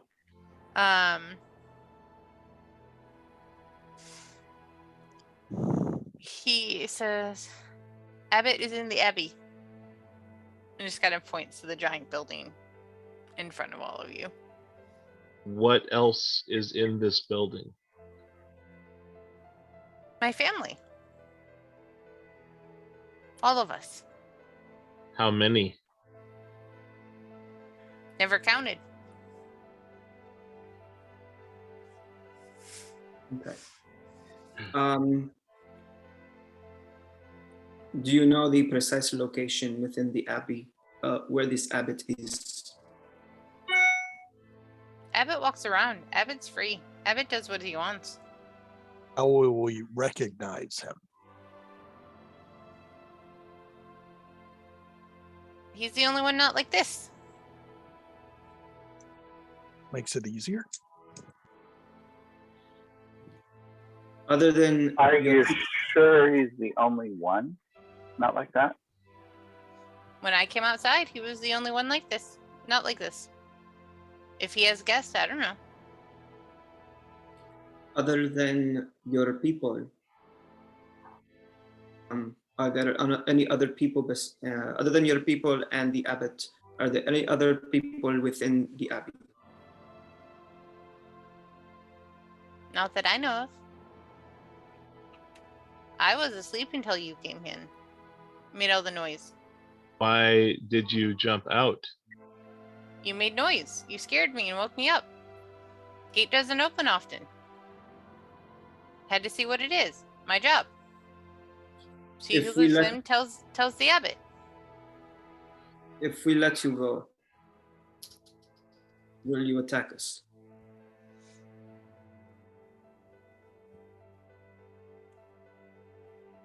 Only if you hurt the abbot. Then we all attack you. What if the abbot hurts us? You deserved it. Abbot doesn't hurt those who don't deserve it. We would like to speak with this abbot. And that is all we will do at this time. So, can I ask a question? Mhm. How does this circle work? If I just stick him inside, can he hear us? Nope, they're deafened. I'm going to stick him Send in, inside. send out. I'm just going to stick him inside and then talk to the rest of you real quick. At least we can have a moment of privacy. The cone of silence, silence. The cone of silence. Oh goodness. Okay, so if you could pop him back in there. So I go, so Archimedes peeked into the windows. The abbot and one of the people is over there in that building. There are a bunch of creatures similar to this guy over there. I think they were, at least. I didn't get that good of a look. Over in these areas, let me go. Okay, first off, Abbot over here. Sorry, I keep forgetting you can't see what I'm pointing to.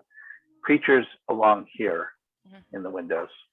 I will state that the thing that you saw next to the abbot was a medium-sized construct. Ah, so there is something else in there. It might be a construct. And kind of strange. From what you can tell, it looks a lot like the creatures that you guys got attacked by when Van Richten's tower fell. The clay golems. Essentially. So But there's something off about it. It doesn't look as tough as the clay golems. I'm going to send him back in there to take a closer look at it, or not in it, but sit outside the window. And I take it, is it this one or this one? Which one's the abbot and which one's the creature? This one is the abbot, and then the lower one is the creature. Okay, so a little bit closer look. Actually, you know what? I could probably get a closer look over here at the creature. And what else? Now, sitting here and very carefully looking through Archimedes' eyes, can you tell me any other information about it? what I can tell you, I'm reading to see what you would know from looking at it. Yeah, and I'm just going to relay this to everybody.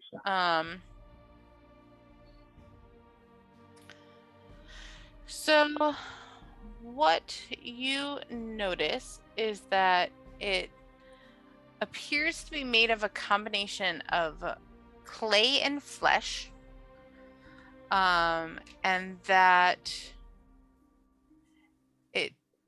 it seems to be kind of whatever, almost like the abbot is like testing it out. So like you see the abbot kind of give a command and like an arm move up and down. So it also appears to be kind of new. And I would state that you get the idea with all of the graves, and some of them look like they've been recently disturbed. Flesh golem. That's a combination of like a clay and flesh golem. Ew. Clay and flesh golem. So how strong does he look? So he doesn't look that I was like, he looks like so strong. He looks like he could lift a lot, but it doesn't look like it would be that hard to hit him, nor does he look very dexterous. Okay.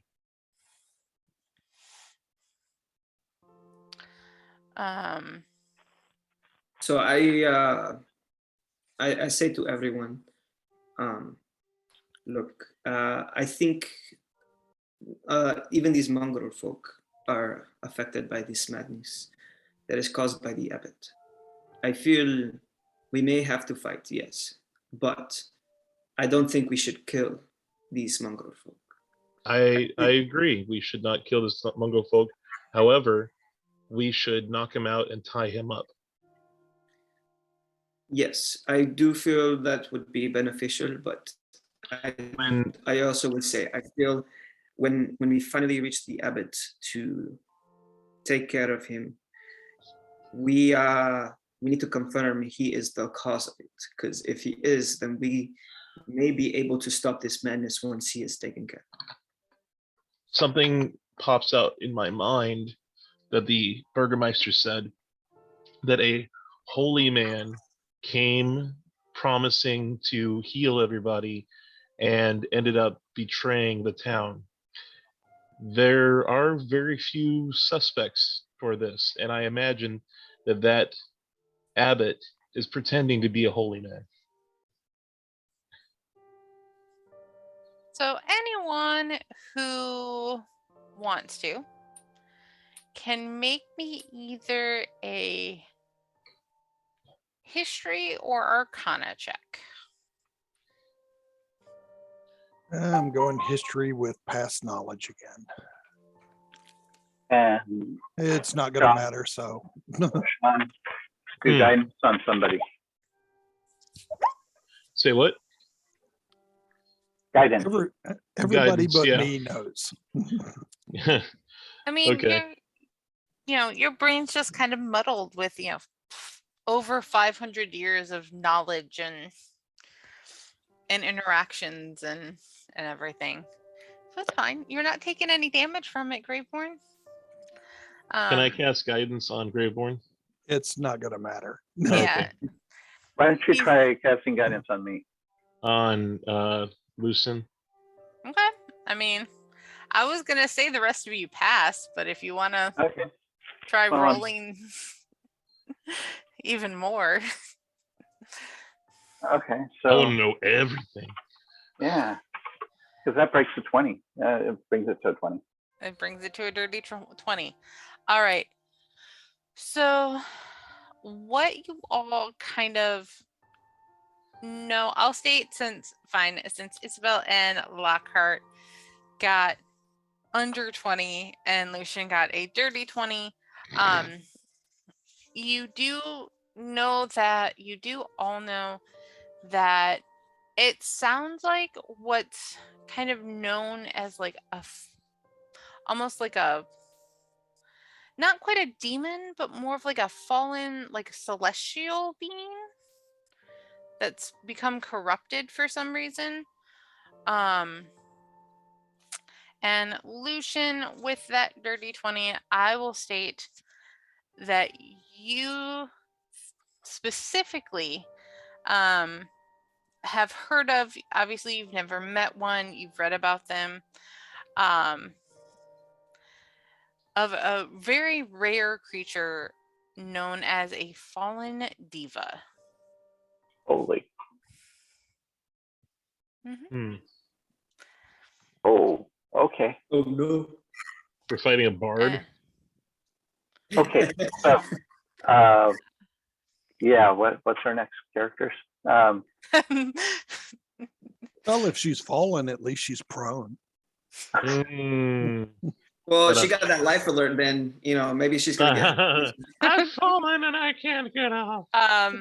Lucian, I will state that one thing you do know about fallen divas is instead of doing kind of like healing magic, they do necrotic damage. Really? Too bad we don't have like an aura or something that gives us resistance to necrotic. That would be nice terrible. to have. It's nice, isn't it?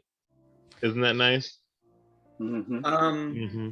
So is he relaying that to us? Are you telling us? Oh yeah, I tell you all this stuff, and I go, divas are nasty. I mean, powerful. Well, okay, let me clarify. Normally, a diva is a very nice being that's very helpful. In this case, if it's a fallen diva, we're in trouble. We're in for the fight of our lives. Well, I have some experience with divas. Okay, I'm not talking about a diva like Xander. I'm talking about like a Isabel's gonna roll her eyes and just be like, I know what you mean.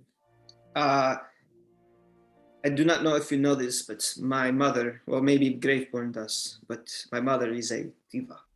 I am born of celestial heritage. So I have some experience with them. Would I know a little bit about like fallen divas at all, actually, with that? A few times that you've kind of seen your mother, what you would know is kind of a fallen celestial is a very dangerous creature. Okay.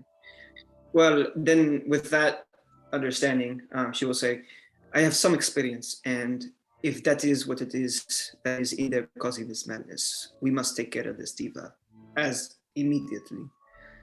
And I have a good suspicion, I can't say for sure, but if we stop her or him, whoever it may be, we may be able to stop this madness at the source. It will not be easy, as you may already know, Lucian, but we must stop it at all costs. And it has a toy with it, a big flesh golem. So I guess the question is, flesh golems, by the way, hate fire. So I guess the question is, should we go in guns blazing, so to speak? Or, or should we try and talk to it and find out what's going on? To the abbot or this possible fallen celestial? I thought the abbot was the fallen diva. Yeah, that's what I'm saying. I was saying that for like either way, whatever it is called. Yes. Okay. Did Lockhart pass out the gooder berries he made? I did. Yes. Okay. Everybody has 5. Each have 5. I missed that part. So should we go in guns blazing? I think we should take a different approach to avoid as much of these mongrel folk as possible, and I may be able to help with that. All right, Isabel. Once you've mentioned mongrel folk, can anyone who wants to just make me kind of a perception check? Lucian, your passive auto passes, so if you just want to see if you get a 20, you can. But all right.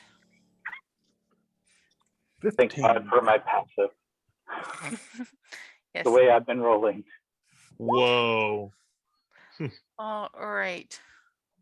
So we just have to see if Just give me our. one second. Yep. You went yellow. I know. Give me a She's second. running My away. internet. There we go. Give me 1 second. No I worries. just realized I can change my dice from the Archmage to the Mythic. See if that helps. Okay. It won't. Yeah, that'd be good. Yeah. How do I do that on It's actually under collections. There's my dice. Yeah. cool. Yeah, I haven't bought any fancy dice yet. Oh, I could just change from red to black then. Oh, there Yeah. was just recently a sale on them. So. I know. Yeah. But You the ones should that have they one had on, set from the current Ooh, subscriber. there's a red. Oh, that's white. for pre-ordering Netherdeep. Never mind. Oh, Yeah. wait, is the Neverdeep pre-order in there already? No, it comes out Tuesday. It'll be in my collection Tuesday. Oh, okay.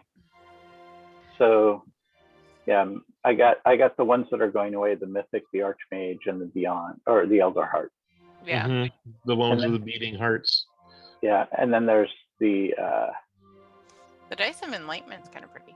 But Give fuzzy me 1 second. dice. 'Cause They're silly.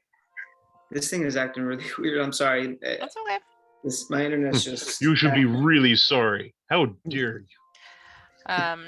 It's the CME from Thursday that's messing things up. CME.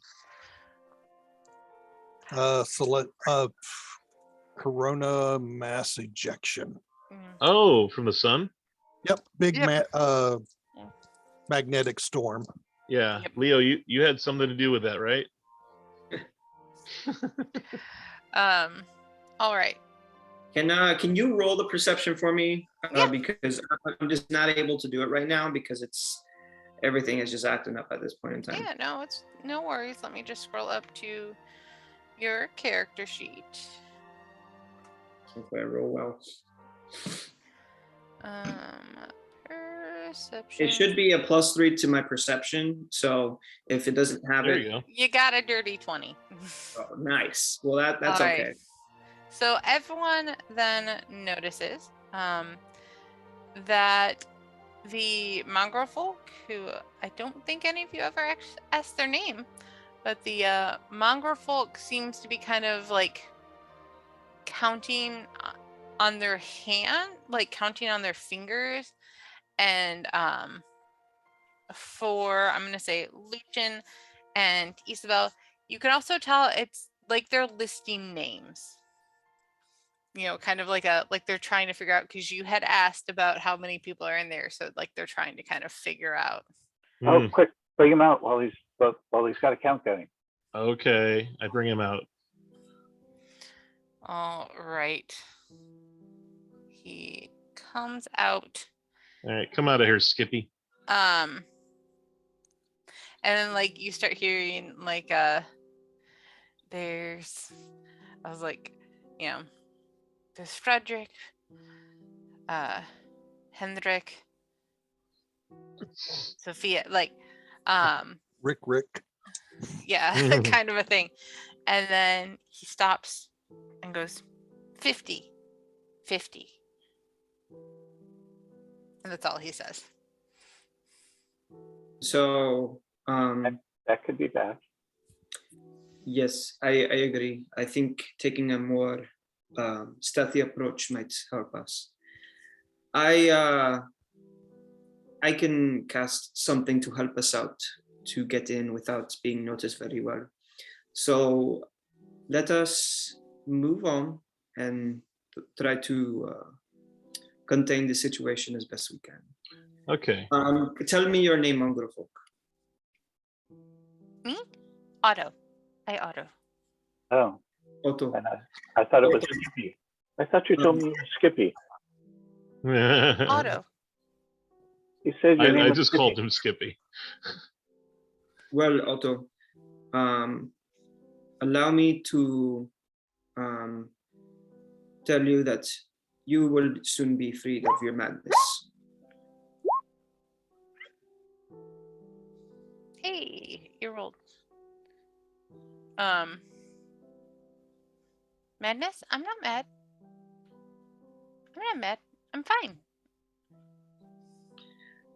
Of course you are. So I'm trying to think about a way. How can we? Is there a way we can knock him out without killing him? Yeah. Or- We knock him out without killing him. Oh, he was on guard. Just tell him go back to guard duty. Well, we have some words for the abbot. You can return to your post as the abbot has instructed, and we will cause no harm to you or your people. And no harm to the abbot? I wish to speak with the abbot. But are you gonna hurt the abbot? Abbot keeps us safe. I believe you think that, yes. We are here to help. The abbot will speak to us. Okay. Thank you, Otto. I'm going to dispel this cone of silence. Actually, sphere. you stop concentrating. So. Yeah. When you cast guidance, it went away. Yeah, I just realized that too. Guidance is actually a concentration spell. Is it? So surprisingly, when you cast that, anything else you have up that's concentration goes down.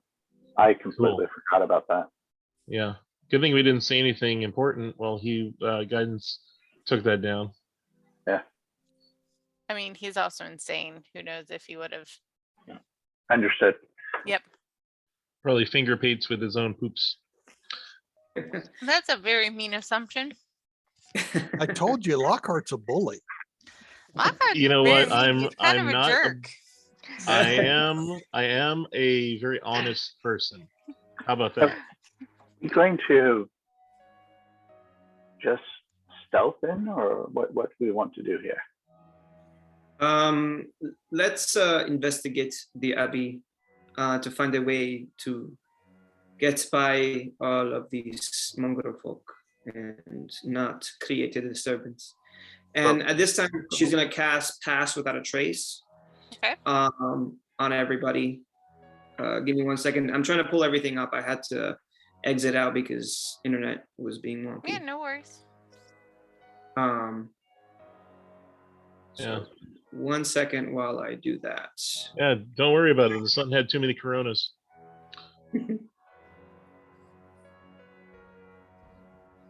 Let's see here.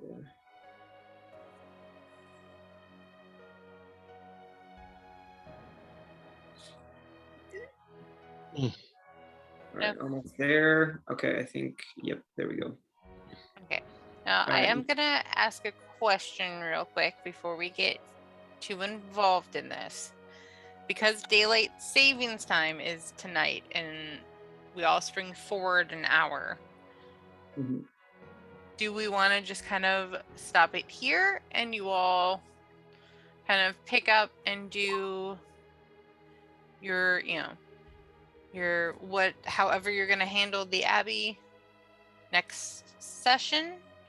Or do you want to keep going? I can keep going, but if anybody else wants to stop, I'm okay with that too. It doesn't matter to me. I have You no work opinion. tomorrow, Sean, or are you off? Yeah, I work tomorrow. But I could stay for a little bit longer. Okay. I guess it sounds like this is a little bit longer, whatever we do next. Yeah, it's not going to be easy. Okay. Should we just get into a position where we feel comfortable and then stop? Sure. You want to start your search, or if you want to have, for example, maybe, I know Archimedes kind of flew around the closest area to you guys. If you want to maybe have him fly around the entire location and see kind of what he sees. Yep. So stuff in here. Where did you go? I was like, where's Archimedes? How thick are these walls? They are, let me just double check.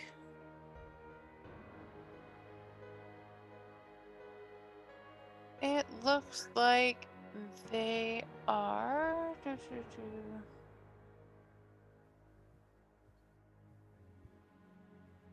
It's like I'm trying to find the section for. There we go.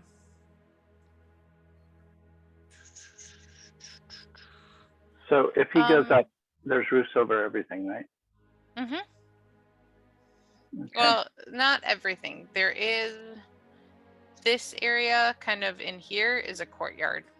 Oh, okay. So I go, that would be the entrance. And it's also more or less the dividing line between all the Mongols and the Abbot. And there is one person in there That you can see currently. that I see. So it looks like, from what I can see, that the walls are probably about 2 or 3 feet thick for the building.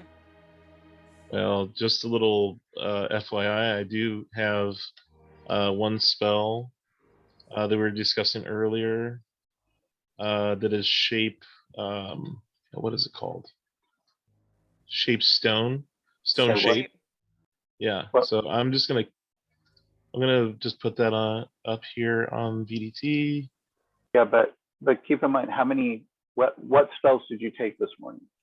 Is that one of the ones you took? Yeah, that's one of the ones I took. Okay. Okay. So if we did want to, kind of carve a hole in the back, we can just go into, let's say if there was like a small room or something. Well, when I'm looking through the windows, I mean, we could probably come in through like here in the wall, but again, that person would probably see us. So if you came in, I think right here is where you had clicked. Yeah, the other side of that is like a cliff face. Yeah, that's not easy to get to. Mm-mm. We could do it here, and I'm trying to go in through, oh, interesting. So looking through the window here, I can see that in here is actually a stairwell. So it is not in direct sight of anyone. So we could come in through here. There's a stairway going down. We could probably crawl down there and then back up into this area where the Abbot is without making too much noise. Hey, that's cool. Did you guys know that if you click, if you're on D&D Beyond and you go up to where it says New Player Guide, then subscribe, about 2.5 inches over, if you click right there, there's like a little party time thing. Yeah. Oh yeah, the party wizard, yeah. What? No, the party time. There's something that does flashing colors sometimes. Yeah. Yeah, I have it set on my stuff. I just found that, like, accidentally. Yeah, it's a secret kind of thing they have on the webpage. Oh, that's fun. Sorry. It's okay. But okay. I mean, Isabel is gonna nod in agreement with trying to enter in any way that seems less visible or easy to, sneak in. Okay. I mean, that way, we could just go in here and be right where the Abbot is. I mean, what's he going to say? What, guards come and get me? Like, is he next to the wall? Can we just shape the wall around him? And then he'll just be outside. He's a little bit away from that. But like from here, here is inside the building, but it is a stairwell right there. So we would climb down, come back up the stairs, and be inside the building with the Abbot. he could just as easily scream from there. So I don't know. Now here there is a little outbuilding at this wall here. I don't know what's in it. There's no windows.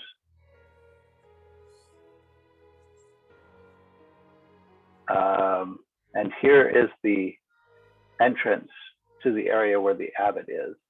Strange, there are two small outbuildings here. Let me look in through the windows over there, see if I see where those go.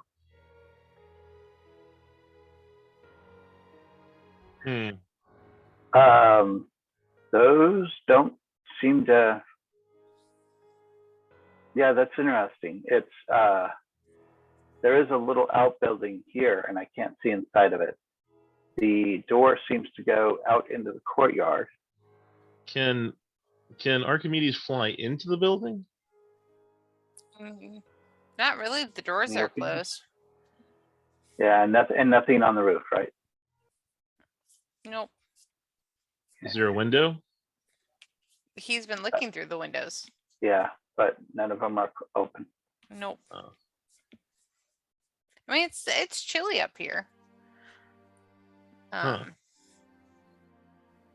So Okay, so here's the plan. We wait till summer, they open the windows, and then we fly in. Okay, we'll be back. Jeez. so what do we want to do? Do we want to try to go to this wall? Do we want to sneak in a different way? Like what Well, you Keep from in what mind, if you go through this wall, it's just the same as walking in through these doors here. Okay. There is, I believe, an outbuilding if we went in right here. Well, hold on. That's not necessarily true. No, that still just puts us to the stairs. Here we could go into the stairs, the stairwell, and then come back up and be in the building. But again, we're in the building. He has a chance to say or do something. We might be better off just, well, unfortunately, the person who can do the walls and do silence is the same person, so we couldn't do both at once. Otherwise, I would suggest just doing silence on them and then opening the wall. What about up here? What's up here? Where? That area? Yeah. Oh, that's where the Mongols are. Okay, so there's this courtyard here, and beyond it is this big building, and there's lots of mongrels into the windows, like lots of moths. One thing you do notice about kind of the area with the mongrel folk is that definitely appears to be where the madhouse is. It's a lightless corridor that has multiple doors, which you can get the sense of from going through all of the windows. So wait, are they locked in their rooms? Essentially. So you were seeing. All we would have to do would take out the people who would unlock them. Who would that be? Would it be just this guy here, or is there someone else? Does Otto have keys? Otto does not have keys. But one thing I will state that with all of his flying around, Archimedes probably would have noticed at some point that in the gloom kind of the entryways and stuff over here, he would have been able to make out a monstrous shape lumbering down the hall. Another flesh golem, maybe? Yep. Your eyes are treated to a terrifying 7-foot-tall assemblage of human body parts. I think someone would have to warn it. Wait, turn undead? If there, no, I don't think it's that type of undead. But here's a thought. If that's the thing that would open the doors, if we just take it out, all the mongrels are locked in.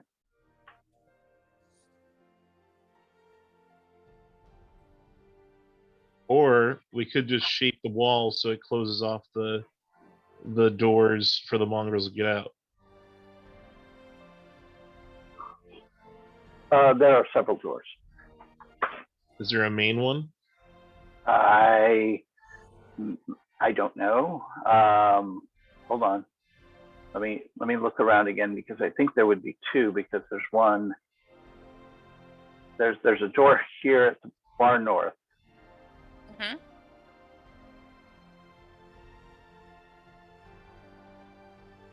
And I don't know if these are outbuildings or not, but there's one entrance here, one next to it here.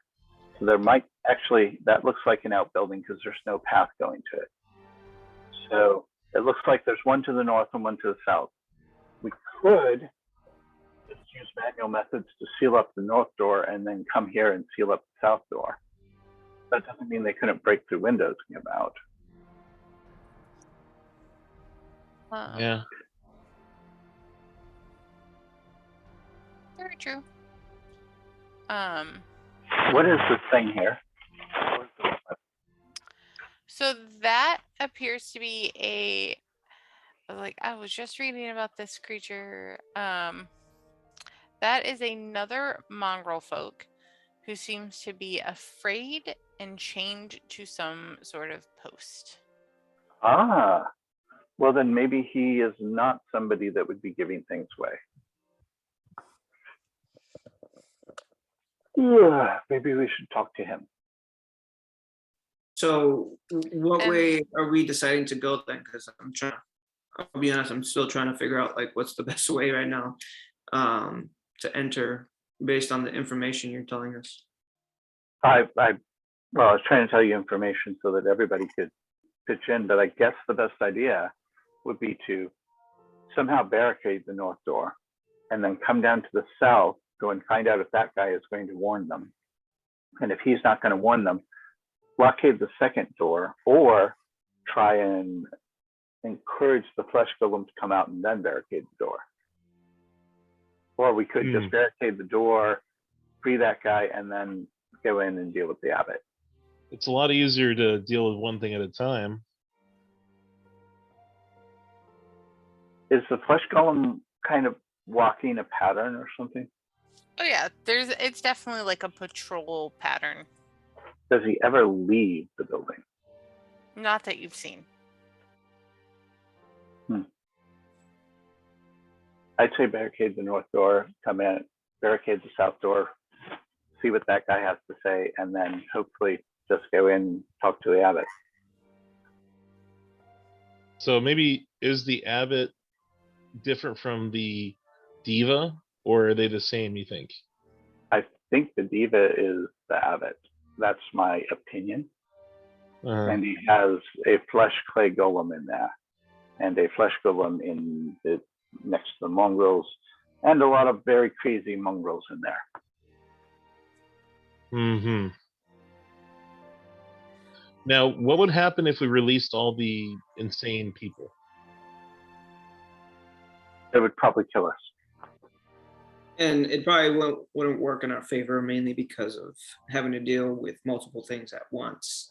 Because they wouldn't just wander randomly and attack things. They would more than likely find us in the middle of all the commotion, and then we would have to deal with them as well. The other thing is, if we're good at stealth, yes, theoretically, we could release all of the mongrels, take out the flesh golem, and just run away and let them deal with the diva themselves.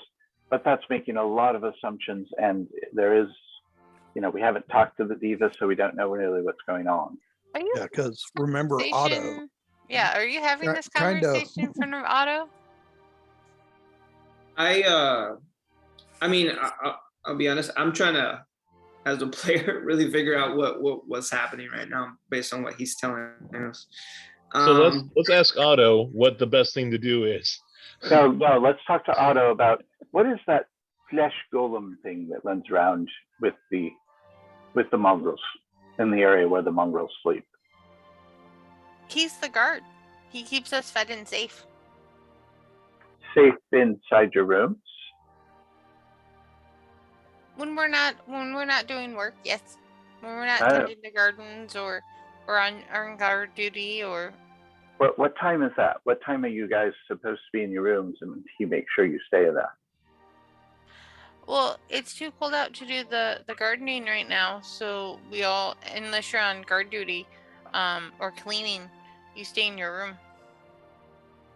Do all the mongrels like the abbot?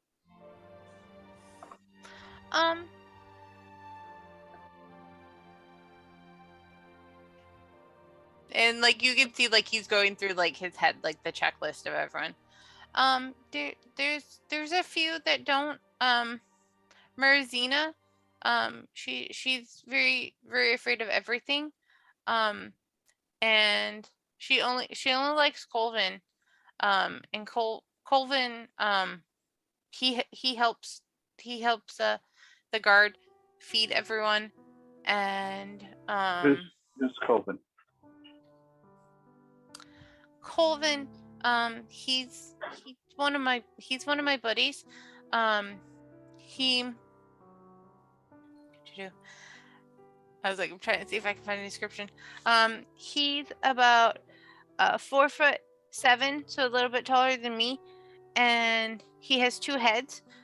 His right head looks like a normal head, and then I guess a normal head and a goat, and his other head is half the size of the other one, and looks very angelic, and he wears monk's robes, and he has a claw hand on his left one and a bare hand on his right one.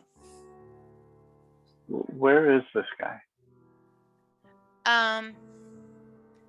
I don't know where the abbot sent him today.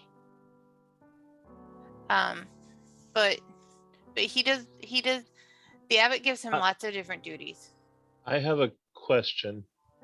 If I used lesser restoration on Otto, would that take away his, I guess, affliction?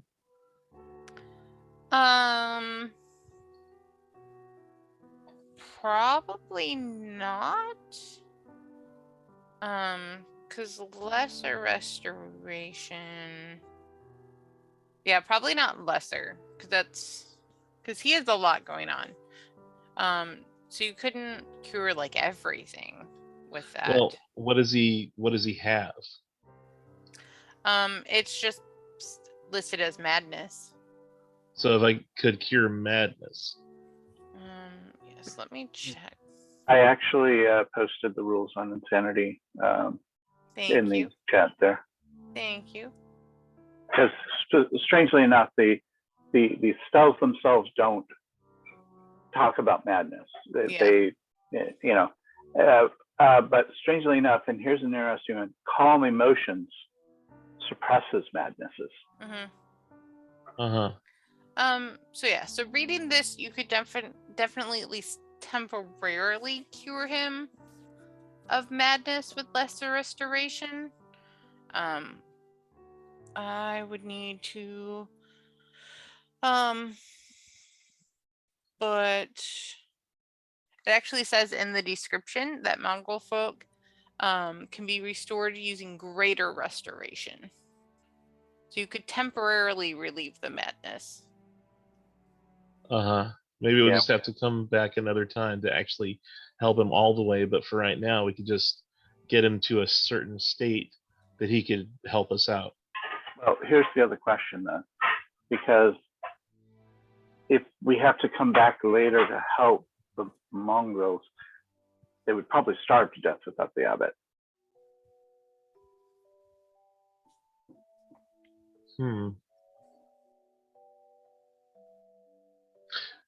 That's a very good point.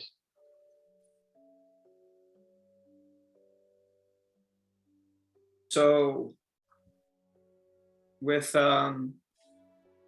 with that being said, I'll ask the Otto,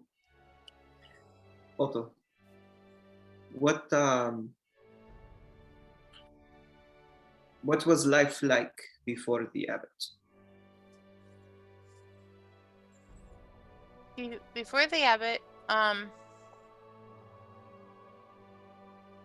many those like us, we were generally as babes left in the woods, or if it didn't show up till we were older, we were cast out and left to ourselves and the werewolves.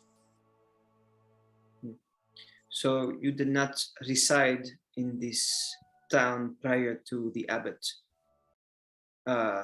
bringing you here? Yes. Correct. What if we had some way to take the mongrel folk with us to work the fields at the winery? Because they seem to have the ability to do simple jobs. But they're mad. We don't know what they're like, at other times. That may be a solution.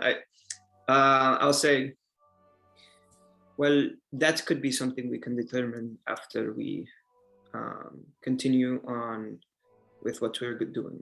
Mm-hmm. But it seems like if you give them food, they'll do what you want.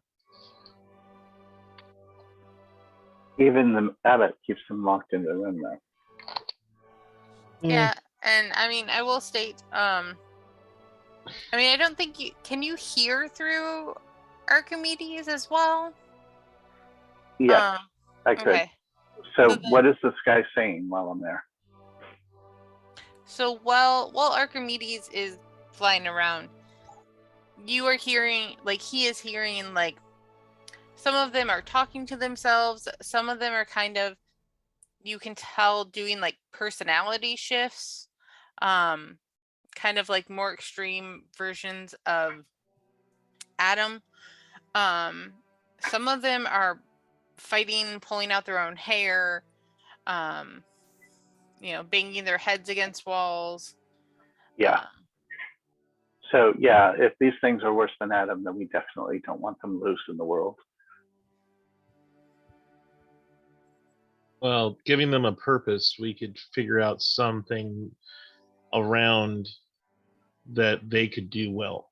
Yeah, but right now, keep in mind, until we get the Greater Restoration, they're more likely to kill themselves and hurt other people than they are anything else. So we don't want to.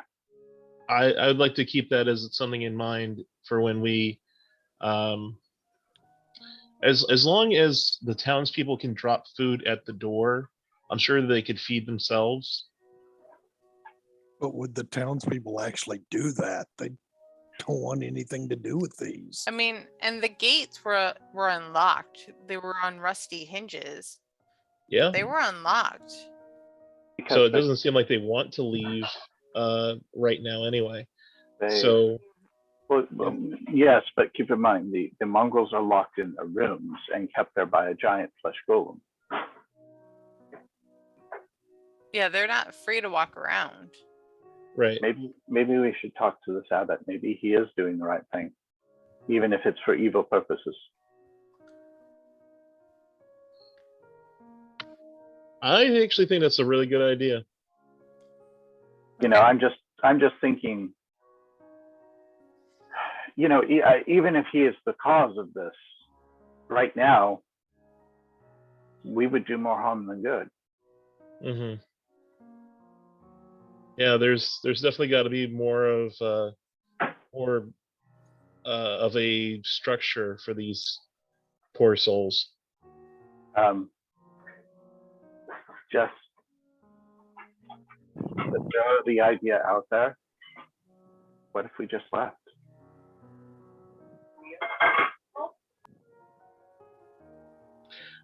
I'm not comfortable with just leaving, and if you would be okay with it, I would like to walk in and speak from one holy person to another, see what can be done to help them. Maybe they're intentions could be good in nature. Maybe just seen as a little bit like how I saw Otto when I first came up here. I just want to be sure you understand. First off, there are graves all around the side. Secondly, that's supposedly a fallen diva, which is not a nice thing. Of course, you know, what is fallen in this godforsaken land? Yes, but we do have many things that we are working for at the moment that are much worse than this. I'm going to walk inside and see what I can do to speak to them, just person to person. Real quick, before you do, I'm gonna ask real fast. What Archimedes saw? Like, I saw that he was looking through this direction. What was on the other side over here when you guys were looking? Okay, where were you? Graves, lots of graves. Well, there's lots of graves all over the world. Did you guys find anything on this area? Like when you guys like graves, lots of graves all through here. I mean more for the building. That's what I'm trying to talk about. Windows, no entries, just windows. And what did Archimedes see through the windows when? So that's where the abbot and his creation is. In here. So the Burgermeister asked us to help solve the situation. Perhaps he didn't say solve, he just said take care of the situation. Take care of the situation. If we can go a diplomatic route, maybe there's something that we can do to actually help these people. And maybe the diva is doing exactly what we need them to do, and may just as well enjoy some support from the town rather than just having everybody thrown in here. Maybe there can be some rehabilitation. You're assuming the town actually cares. Right.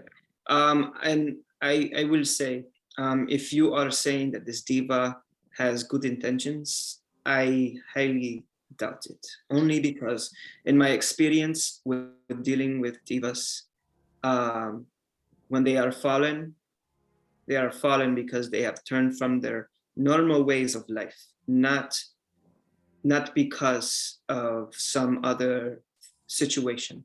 Yes. So more than likely, we will be dealing with someone who has their own, let's say, agenda to do whatever they think is necessary to survive and do what they want. And usually it is not a good thing. I hear you. However, the difficult part of this is that right now, if we remove the diva, we are doing more harm. Perhaps we don't need to. Perhaps, like I said to you when I first met you, that even the darkest of souls have some good in them. That's why when we went to go speak to Strahd, we did not come in trying to harm him. In fact, he was taking care of Isabel at the time, and we had the worst of suspicions before we actually met him.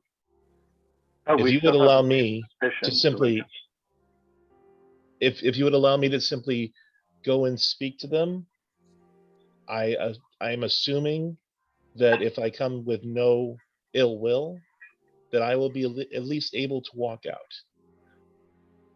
You know that term assume, right? I understand. But I do want you. If it is just the two of us, I can get us out. Would you feel comfortable with that? It isn't the preferred course of action because I've come to depend on Isabel and Graveborn to pull me out of situations. However, I could get two people out of there. Well, maybe we can find a way that is not the usual way. Well, then why do we not just go to the diva directly? You shake the stone right there where the diva is located, where Lucien has said, We speak to the diva directly and see for ourselves. At this point Well, in time, if we continue to go if back we're- and forth with the plan, If we're going to speak to the that's a diva, good- why don't we just knock on the door? That that's is the also door, right? fair. That's the door that was right there at the wall. Well, the door over here goes into a courtyard, and then there's a door inside over here. So I would recommend we just walk into this door and knock on that door. Did you see anything behind that door at all? Yes, a poor chained creature who's sniveling about something. Yep. Who Okay. is- Is that really all that's there? for right now? That's all I can see right now. There are some outbuildings. I can't see inside them. Then I say we go through that door and make our way to the diva and discuss what we need to do. Let's do it with stealth so we do not attract too much attention, and then Would- we can determine from there how we proceed. I do apologize, but if you were coming to somebody's home, would you want them to sneak inside or ask for permission to come inside? Well, I do not know or suspect if this person is going to do good or it is going to harm. So I'd rather err on the side of caution before I go in. How about you and Graveborn can go ahead and take positions inside?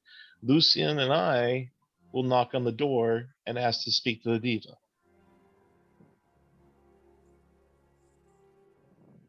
Isabel's very reluctant because part of her, in her mind, she's thinking about this and she's not sure about splitting up because she's worried that if we're not all together, history will repeat itself. And Then let's all knock on the door. Lost another time because she wasn't there to help.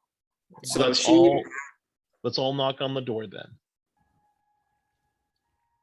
Let us try the diplomatic approach. Even the worst of creatures have some good in them. That is what I truly believe.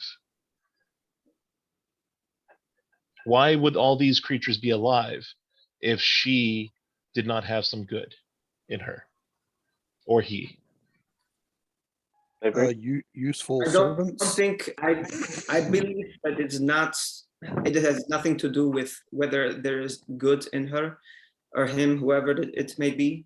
It is more of she has a use for them at this time, and until maybe there is not there anymore, she will get rid of them. It is possible that that is the case as well. I also believe that since you have the parentage of a higher being, then you would also be a very good person to speak with this diva, so that they will perhaps understand that you come in peace. If we cannot start at peace, we cannot end at peace. Can Lockhart roll persuasion for me, because she's just having a hard time with this right now, because this is her. She's not thinking this is. That's okay. No problem. I'm just playing as the character. No. And then Isabel, if you want to roll insight as well. Okay, so you just want to keep all the mongrels alive so you can build them. Wait. I'm sorry. Let me back up a second here. You're asking him to persuade you with the roll? Yeah, because I don't really want. I'm not sure if I'll do me a favor. Fighting on this. She sees some merit, but she's not completely convinced right now. But that's Leo. That's not the point. He's role playing. If he hasn't convinced you, hasn't convinced you. Roles aren't really supposed to be used on other players. Yeah. That's why I was like, if you want to, fine. Like, I'm not gonna make it. I'm just letting the role play happen. Yeah, I mean it's role playing. He's doing a good job of role playing. If you're not convinced, then you're not convinced. This is a charisma check, right? And so you've already rolled persuasion, so. Right. And I'm not gonna let you have advantage against it. Like, I know that. That's okay. Yeah, I mean, do you think an 11 would perceive? I said to try to convince me is only because At this point, I'd rather leave it to chance than actually me deciding, because if I had to decide, I'd actually be like, no. But I'm somewhat, I see some merit. So it's like, if it's good enough of an argument, then she'll bite on it. That's kind of what You just want an out, so when everything goes south, you can go, it's all Lockhart's Yeah. fault. You can Sorry, absolutely 100% blame it on me, and I will have nothing but love for you. Yeah, that's I just, you know, sorry, Leo, you're trying to out it. No, you gotta state your opinion. If it's a no, that's a no. If you want to trust Lockhart, you want to go, I don't think this is going to work, but we'll give it try your way. You can always say, I am going to do this, but not of my own fruition, or like, I'm not 100% behind it, but it's the best plan. The great thing is the fact that Lockhart rolled an 11, so it's a middling roll. Like, you would still, it wouldn't be. It's right in the middle. I guess we don't have to worry about it then. I mean, if you guys say that's how it is, then I'm no, not. but I totally get how fight your it. character would feel that way. And absolutely, you're doing Yeah. a great job with it. Yeah, it is. And I agree that no is a good answer as any. Out of character, this is Barovia. There is no good answer. Exactly. So, yeah, we took tea with the devil, so perhaps we can, have a cookie or two with this diva. The fallen diva.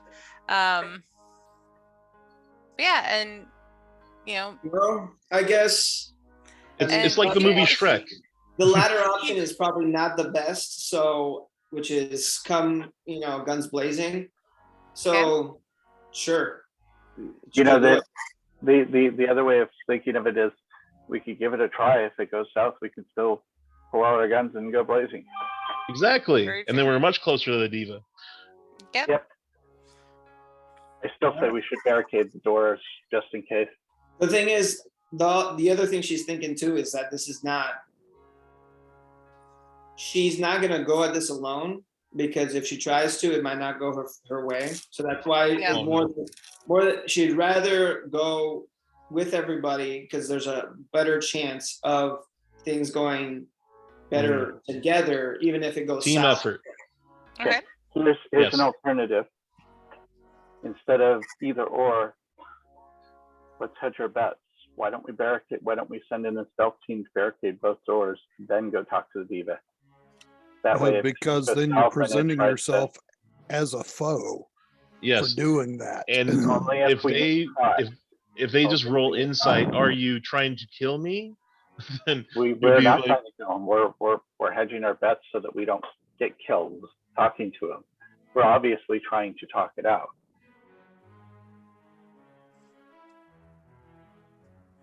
Well, I mean, let's do it then. At this point, let's go. Let's do it. Okay. Do you want to try and sneak over and at least put a few spikes in the doors? I mean, I guess I could if you think that'll be beneficial. Let me see real quick what that does. If you run up to the north door, it would at least delay them from coming out. If you run up to the north door, put a few spikes, pitons, so it would at least blockade them in, and that north door is here.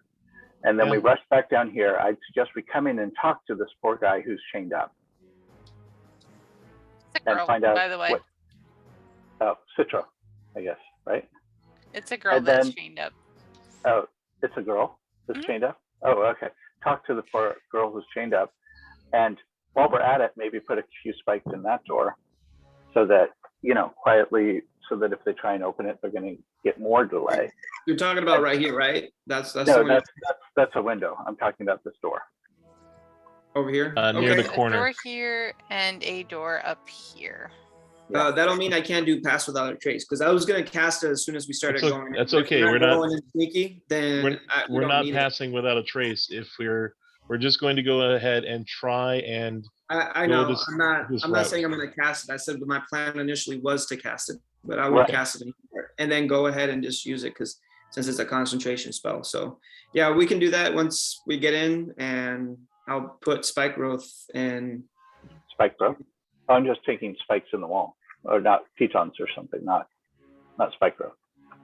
Oh, I thought that's what you were saying. So No, okay, just yeah. Well, something that it's going to delay him a few more rounds. So if the guy calls in and asks, and tells his flesh golem to release all the hordes of things, we have a few extra rounds to do something. We come in what peace. We just want to talk, but we're going to lock all your family in their rooms. But Yeah. if there is a doorway when we come in, we could always like cast that right there if things go south. Okay. So, my friends, I believe that there is a larger thing guiding us that will help us throughout, and I am going to knock on the door. Okay. Are you gonna Well, shall wait? we go through this Yeah. out first? I guess, as we go, just gonna kind of like lightly mutter, We're like all to her gonna mother. die. Otto, Please help me. Otto, will you take us to the door, please? Real quick, I didn't quite hear what Isabel said. What did you say you were going to mutter to yourself? Like under my breath, like Okay. just say like, "Oh, mother, help me." Oh, mother, Yeah. help you. Okay. Yeah, I'm like right my there with mom, you. like my mom, who's the diva, like Yeah. to See, Grape- we can agree on things. I'm I was right like- there with you. Grapeborn, are you Yes, we also can all agree that we're going to die. Yes. whispering to your old friend? No, more like my new friend. Okay. Oh, groundskeeper, keep us safe as we travel on to these hallowed grounds. So did we ever actually decide if we're just setting this up for next week or whether we're actually I was going to what I going was into gonna the fire do. now? I think we can do a little bit now, yeah? I mean, Yeah, but if you end up in the middle of the fight, you're right. yeah, it's gonna be. Well, we could end just before the fight starts. I mean, you never know. Okay. That might be the first few seconds. If we get tired, we can just, Yeah. throw fireballs at it, and we'll figure it out. If she goes roll initiative, yep, we're stopping for the night. All right. Well, Cool. before we do this, I'm going to take a few moment to break. Okay. Because we've been playing for about 3 hours now, so I'm going to take a break and be back. And if you all want to discuss the plan a little more, that's fine. I'm going to pause the recording. I think we've talked ourselves in circles. Okay. Now that we are all back. All right. So yeah, after that short break, what's the plan? Otto, could Not you die. walk us to the door? I'm on guard duty. Well, as a Where's- guard, Yeah, Could you- that's fine. That's fine. Let's just go. could you escort us to the door so we can meet the abbot? Well, 1 second. Be right back. And he runs over to the other door and opens it, and goes, "The freak! The freak! You gotta wake up! You gotta watch the gate!" And like, there's a little back and forth, and eventually, another person comes out. They are about 4'7" tall. The left side of her face and body is covered in lizard scales. The right side with tufts of gray wolf's fur. Between these tufts is pale human skin. One of her eyes is that of a feline, and her fingers and hands resemble cat's paws with opposable thumbs. And she So also wears a gray cloak with a black fur trim. Lockhart immediately casts silence and grapples. Because I want to pet the kitty. Hello, my child. We are We're here here to to. see the abbot. You need to watch the gate. Let's go, Yes. guys. Could you watch the gate while we speak to the abbot? Would that be okay? And she like, "Oh, she goes, okay, don't be long, Otto." Okay. Just don't make sure the gate doesn't go anywhere. Okay. Let's go. That's what we do. And then sure, Otto will lead you all. Yeah, it was at this point that she did the muttering under her breath thing. By the way. Okay. Mm-hmm. Yeah, and Archimedes is going to stay over here on the outside. At this point, I Okay. think just as they do it, they're looking at the door. Mm-hmm. Actually, no, not yet. Let me That's just. where you're I'll going. keep walking. I'm just gonna Okay. keep walking. Okay. So you keep Okay. walking. So And So- we're walking. Otto opens the door for you, which I will get in a moment. Because dynamic lighting. All right. There you go. So this courtyard is surrounded by a 15-foot high curtain wall, which and where is it? Okay. Which stands several guards with their backs to you. Lucian, you would notice that actually they're not guards. They are actually scarecrows that are posted up there. Sure. There are wooden doors to the north and east that lead to the two abbey wings. In the center of the courtyard is a stone well fitted with an iron winch, to which a rope and bucket are attached. Along Where are these scarecrows? I don't see them. so they would be kind of up on like an upper ledge up here. To keep the insane asylum from escaping.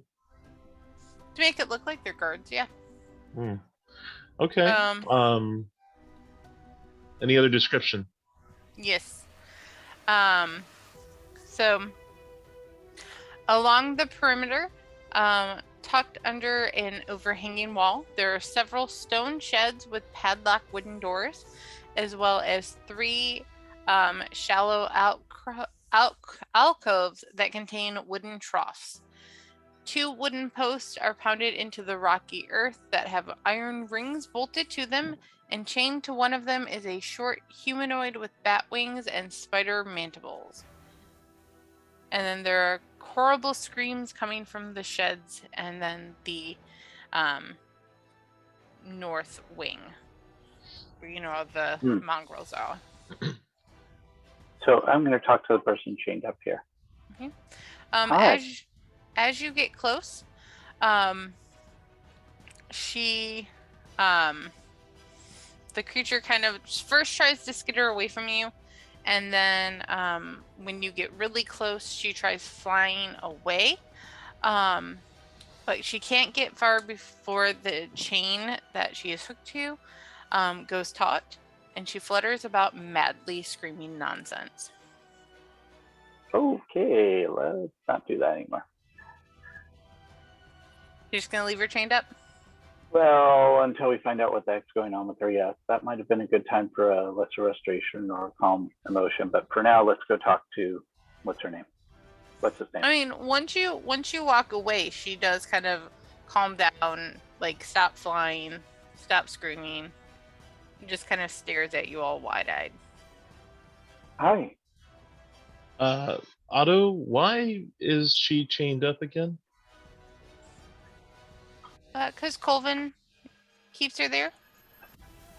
Okay. I trust that she's there for a good reason. She's the only one. He's the only one she's not afraid of, and he feeds her. He's the only one who can get close enough to feed her. Very good. Colvin sounds like a very good person. He can be. Could you take us to the Abbey? Or the Abbot? I don't go inside. The Abbot's over here. Okay. The Abbot's over here. All right.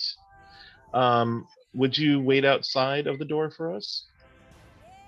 I'll wait And if here. anybody asks, yes, if anybody asks, to say that we're having a meeting with the Abbot. Well, shouldn't he go back to his guard post? Well, we have the You cat don't lady want doing him that. slacking on his duty. Would it be better for him to do that? I would like to go back to my guard post. Yes. Thank you, Otto. Okay. And then he scurries off back to his post. Out of character, you don't really want him within earshot in case things go south. Understood. Or when things go south. Mm. Well, real quick, can I do something while we're in the courtyard? Sure. What do you want to do? So I'm going to take a moment as an action to do primeval awareness from the courtyard there. Can you post that? Yeah, I'll post it right here Thank you. in a second.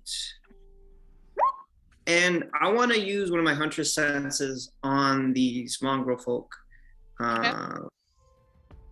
just in case. So I'll do the hunter sense too here in a sec.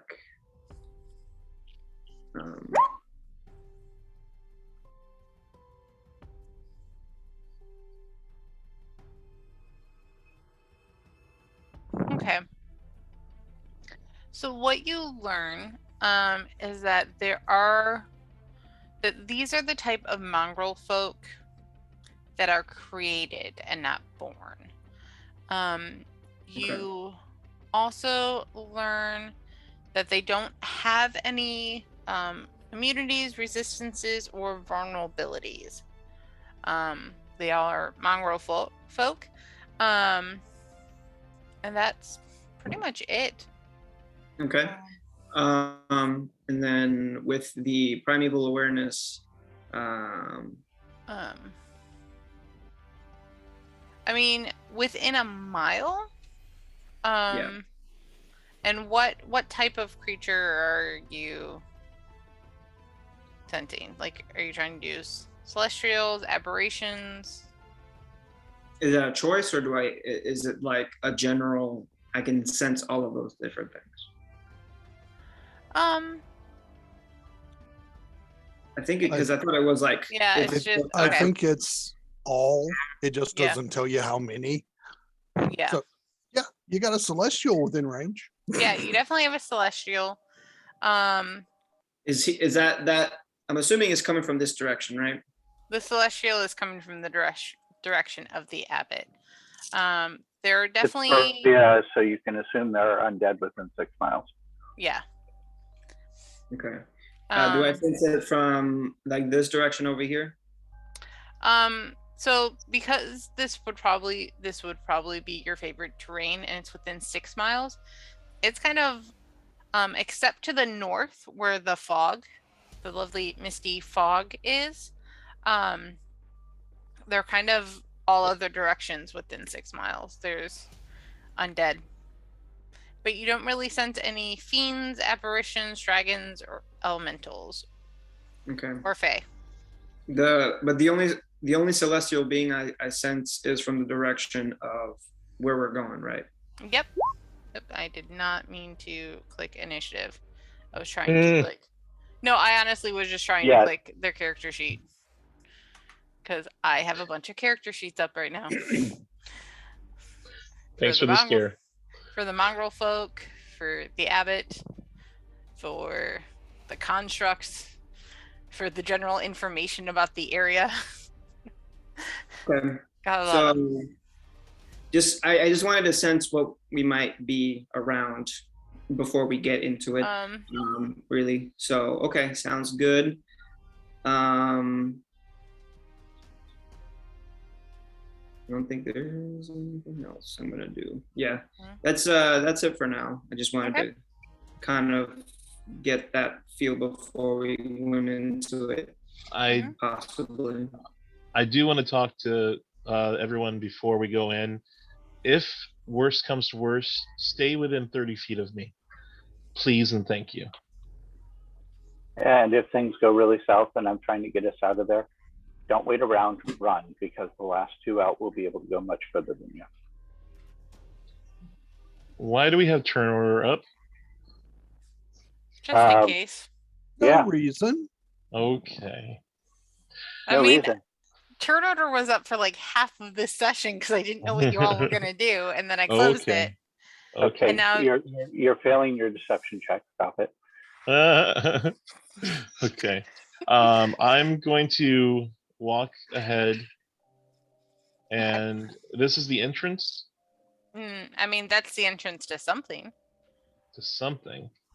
No, Where did that's not it. It's this one here. this one right here? Mm. I'm gonna knock on the door. Okay. So you knock. You don't We have hear. tracked the bad guy to his evil lair. Good, let's knock. Yep. All right. We don't know that they're absolutely bad.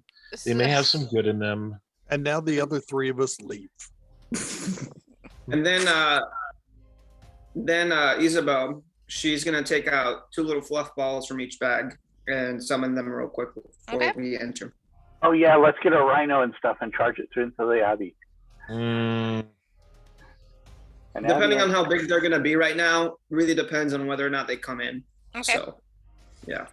All right. Roll So- those. And which bag are you rolling first? I guess gray, Mm. and then Okay. the rust.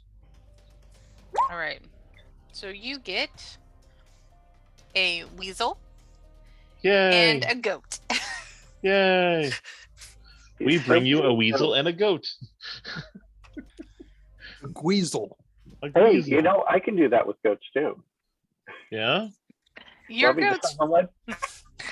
I mean, if you want to cast goat summoning, you can, and you'll We just don't have. want to know what you do or can do with goats. And you'll just have a very angry goat in the courtyard. I don't see anything bad happening with that. Okay. So the door opens. Yep, as if by magic, the door opens. I walk And- inside. Go ahead. Hello. My name is Lockhart, and I am coming to you in a peaceful way to speak to you today. Would you take an audience with me?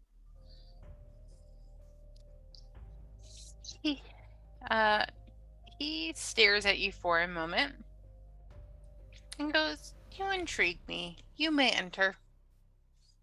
Thank you, my lord. Very I'm fine not of a you. lord. Oh, what? How may I address you? The abbot. Buy him dinner first. Your abbotness, The abbot. the abbot. And definitely not, hey, Abbott. Oh my gosh. The abbot. Again, my name is Lockhart, and I come to you to ask if I may be of some assistance in this place that you have here, and wondering if there is something that you may be of need of me. I do follow a different deity, but I know that you are quite powerful, and I come to speak to you in peace. I follow no deity. Ah, I am my own, very good. and I do not need your help. My children are fine. I'm glad. They seem fine and absolute. I simply wonder, why do they have the propensity to scream? Their madness they had before. I took them in. Their madness causes them to scream. Understood. Perhaps at another time I can come back with some way of assisting the madness, and you and your children can have a happier time. I only ask this simply as a servant. I wish to help in some fashion. I know you do not need my help, but I only wish to give because that is my nature. The madness keeps the townfolk away and lets us live in peace. Why would I see. want that cured? So this is what you wish for your children? Yes, for us to be left alone. May I learn more about you, perhaps? What has brought you and your children to this place? I came here because I heard the screams of these people, and I came to change them. And I have. And now they are my children, Mm-hmm. and I will care for them. As you should. Absolutely. And I absolutely agree that you should, take the best care of your children. And am I right in thinking that there are people who are bothering you here? I mean, all of your talks at the gate on whether or not you are going to kill me, or talk to me, or lock my children in My their wing. apologies. Yes. My apologies for my friends and mine. We have come to an understanding that there is more good being done here than anything else. And I do see the light that you shine on these people. In fact, I wonder if I may find a better refuge for you and your area, or your group of people, that you will not be bothered. We do actually speak quite frequently with the Lord of this land, and we would be most gratified to speak on your behalf. You think I want anything to do with Strahd? If I had wanted his help, I would have spoken with him 400 years ago when I came to this land. Mm-hmm. I see. So you and he do not get along? We have different methods of doing things. Such as? Up until about the last 100 years or so, he was full of murder and rage. I like to change things. And he kind of gestures to the other side, the other wing, where all of the mongrel folk are. And I like to take care of my creations. And Graveborn, have you entered the room? Yeah, Okay. Can I tell you I'm a little right. bit of myself? I'm right next to Lucian. Okay. If you would be so willing to hear of how my people came. You like to interrupt people, don't you? No, I do not. As do. I was saying, Go ahead. he's starting to look real annoyed. He gestures to Graveborn and goes, I do not abandon my creations like Strahd. But to each their own.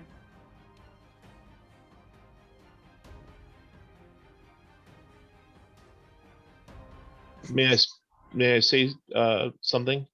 Yes. I do not mean to interrupt. I wanted to tell you my lineage and where I come from. I am part of the Verdan. The Verdan are of a race that were changed by a noble creature, That which endures. that which endures. And they gave us many helpful changes that allowed us to be our true selves.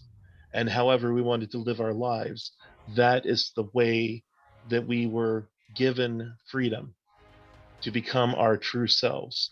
I believe that you are doing the same thing for these children of yours. And I feel that that's a wonderful thing.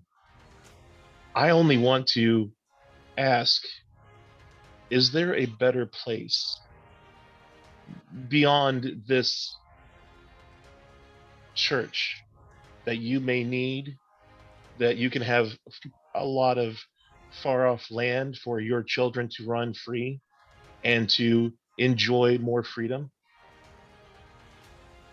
Once Strahd is dead and Barovia is free, I do plan on moving them. But there is no way to move them at this moment. And this is the farthest from Strahd's control that we can be. Where would you take them? Depends on where we land. There are Can I many tell- planes of existence, many multiverses. It would all depend on where you ended up, if you survived. We do feel the same way. And once we do land, you will have much more freedom, yes? Yes. Then perhaps we can be of your service, because we are trying to bring an end to the curse. If you would give us the chance to help in the ways that you are needing, once we are all free, we may all have freedom. Then kill Strahd. It's that simple. You give us this task freely. I mean, you've already allied with him, so it's up to you to make that choice. Ally is a strong word. Perhaps one person may call it using things to your best advantage. Does that not mean that you're just trying to use me to your best advantage?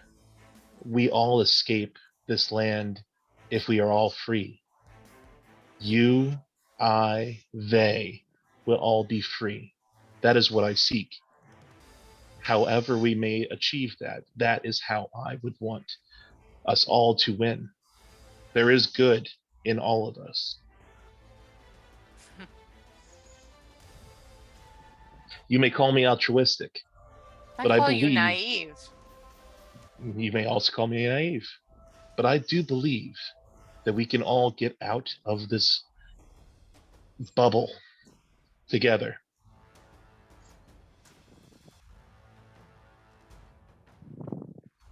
Roll me persuasion, May I cast guidance on myself? if you would like. I will let you know if you do that. It will make the DC higher. Really? Okay, out of game, what do you guys think about that?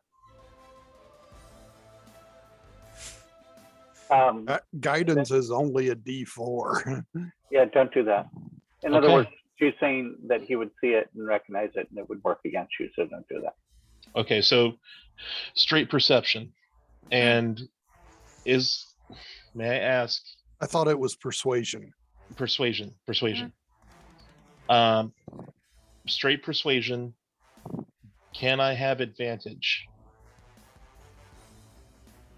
Well, before I answer that, what are the rest of you doing? Well, are you guys just kind of staring at him like, what the fuck is going on? Are you using the face emojis that you shared in the chat?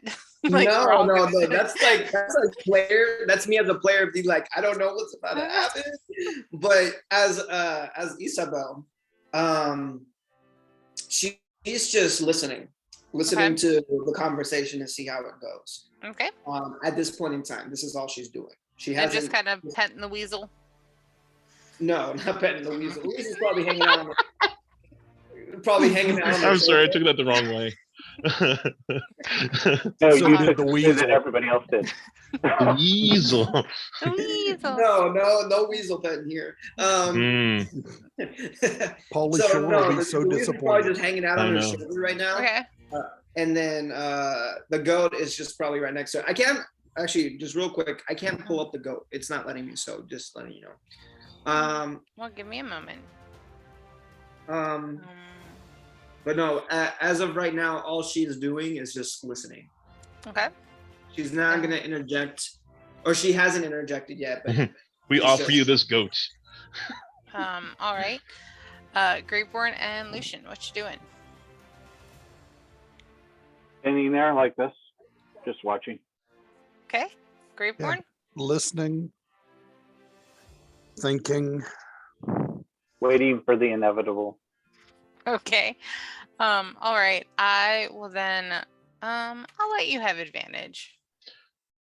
I'm going to look up at the roof and see how tall it is and try and size it up for a large ape.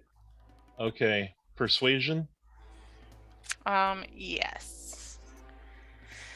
And let me scroll down. Roll again since you have advantage. Mhm. So the room is about 15 feet tall. That's going to be a really tight fit for you. It is in the middle. All right. Let me- And I think it was a fairly good argument.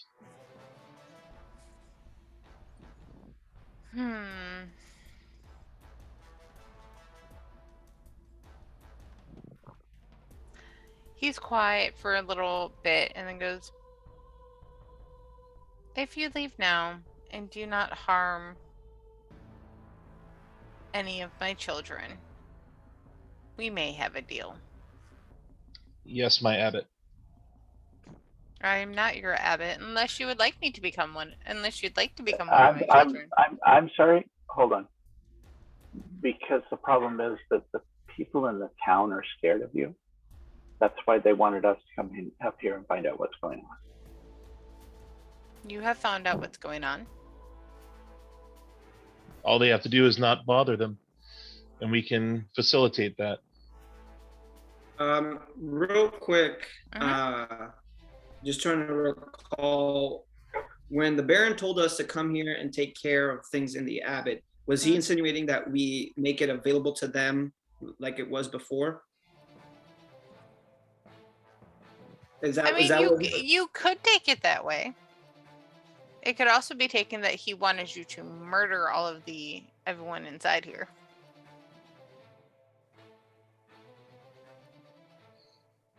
Okay. He didn't mention like what was happening or why it was causing trouble within the town, right? Nope. He didn't mention that. Okay.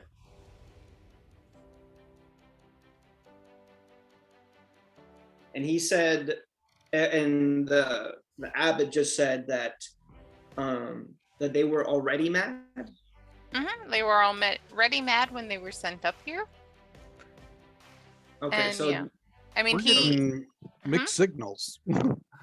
yeah, you are. Burgermeister said they were sent up there, and the abbot says they were created, but also said that they were mad when he took them in. right. I think being mad and also being changed into an animal is secondary. That's what I'm trying to piece together right now. So that we were told this, and this is what we're being told now.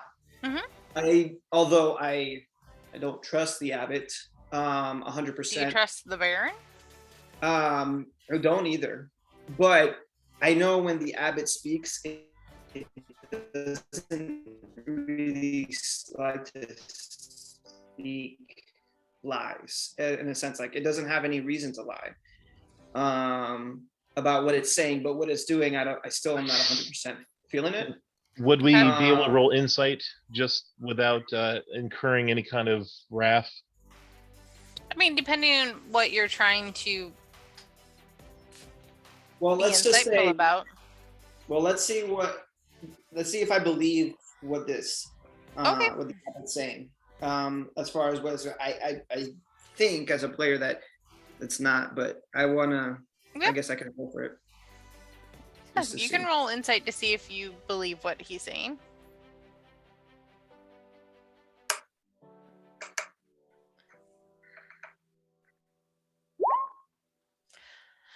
So what's that 15? Yeah, you can tell that he didn't make the mongrel folk insane. And he's telling the truth that he made them mongrels. He made them kind of the weird combination creatures that they are.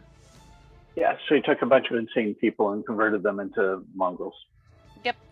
Maybe they're happier now.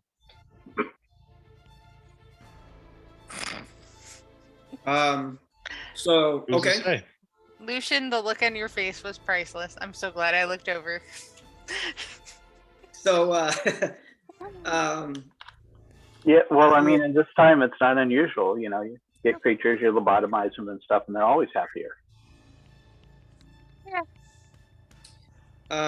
okay, so after kind of surmising based on what he has said and what's been going on, I think she'll step forward. Yep. So she'll step forward and she'll move up quietly, leave the animals where they were, like take the weasel, put it on the goat, and say, Abbot, I know you were a being from another plane of existence. Is Abbot now your true name, or do you have a true name? That's the name you will call me. Halfling. Well, Abbot. I looked over and I go, she's a little tall for a halfling. Now we're really gonna die. For one so smart, you are an idiot. He says, looking like directly at Lucian. I understand that these people were not made mad to begin with. But is there any way that their madness can be cured? Or is what you have done to them the only way that you know?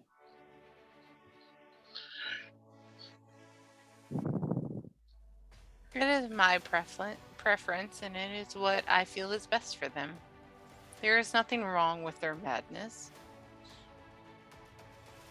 Madness is beautiful in its own right.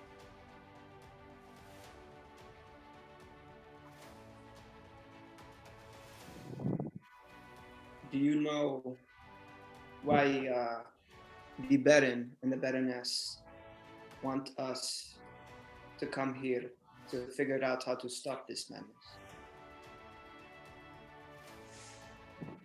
You're naive, child. You think you want them to stop the madness. They want you to stop those who are different. Just as if they knew your true nature, half-breed, they would want you destroyed as well.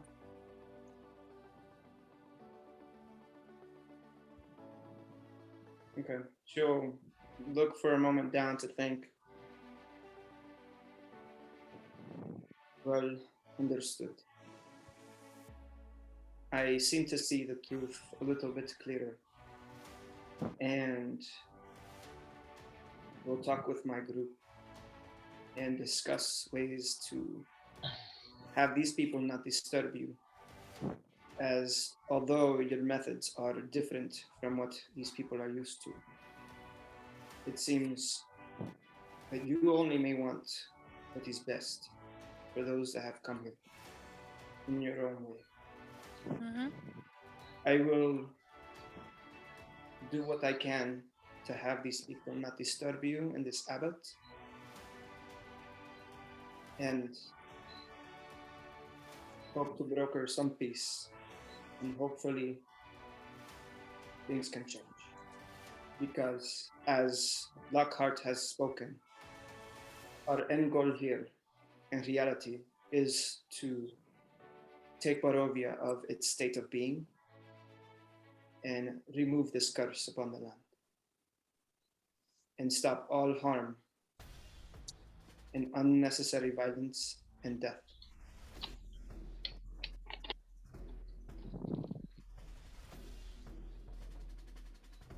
One thing I have learned in my years, young one,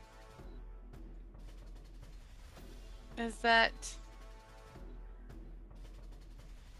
the creatures of many planes of existence have created their own purpose to fight and shed blood. You may not be able to make the happy ending you hope for. Just keep that in mind. Duly noted. But I must say, I will try, even if I don't succeed. As long as you don't keep naive thinking you can fix everything for all planes. You should keep your head.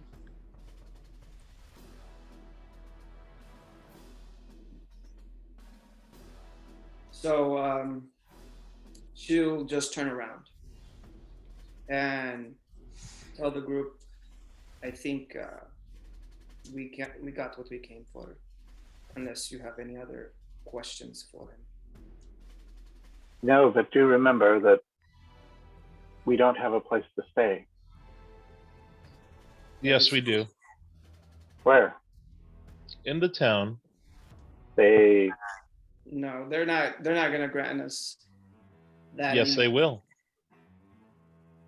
I will speak to them and tell them that we will expose them for their treachery of throwing away citizens and giving them no shelter. oh, this is not going to work out well. Honestly, the Baron and Baroness are not the best of people, I can tell. Abbot, you can see that, can't you? You clearly were not in this town for long before they sent you up here. Little Verdun. What have they done? You think that the Baron and Baroness do this without the will of the people? You think that they could kidnap children or those who have gone mad and send them up here? Children? Without the people being okay with it and being complicit? Okay, You let's speak go. of more treachery than I realized. You know, I think we're better off with the werewolves outside. I'm sure one of your raven friends could get a message to your master to keep you safe. But I do think it is time you all are going. Yeah, it's time to go. And Lucian, Mm-hmm. that mouth of yours can get you into trouble. Yes, Be careful it does, what you say.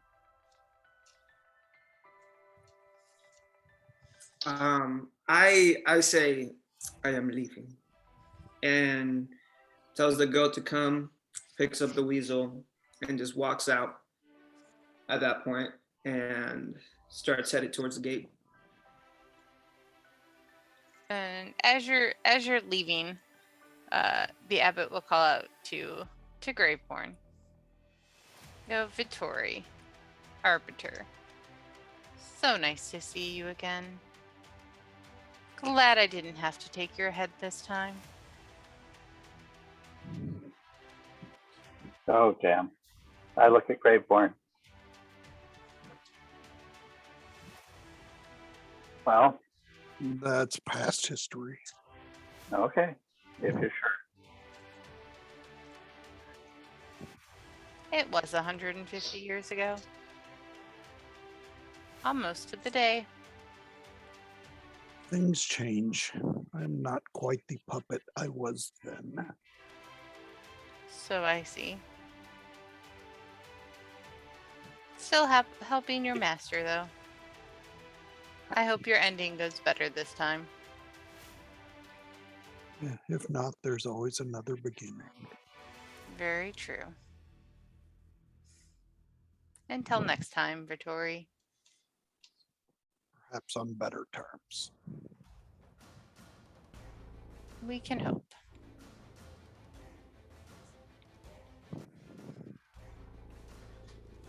Abbot, if you send me a letter with the wrongdoings of the people of this land, I will avenge it. That letter would be too long to write in your lifetime.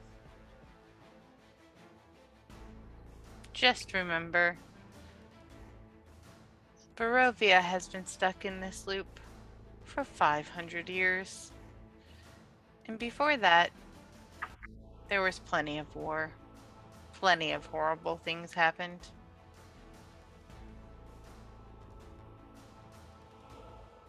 And now history gets to repeat itself every 10 years. I will bring a close to this cycle. I swear it. You are not the first to say that. Maybe you will be the last.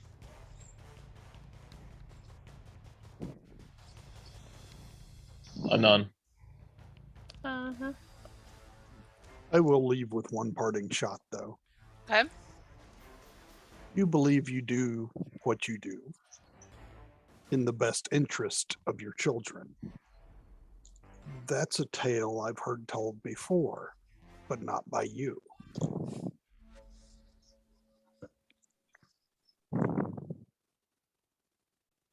And? We've seen how that turns out.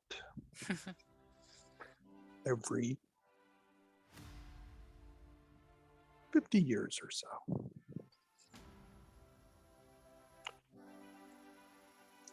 What do your children think is best for them? Shouldn't that choice be made by them? Many are happy here. They are protected. They are fed. They are given purpose. Many is not all.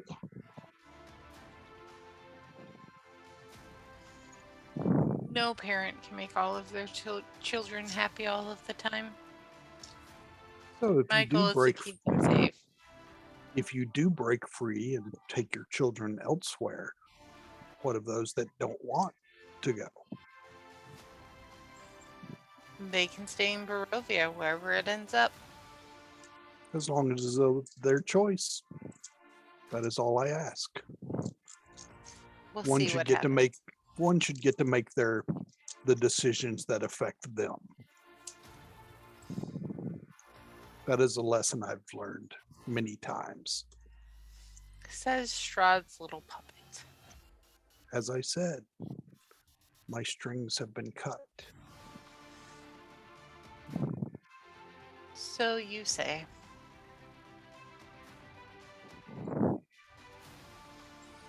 But at least I can say it myself. And I'll leave. Okay. He just kind of chuckles as you walk away.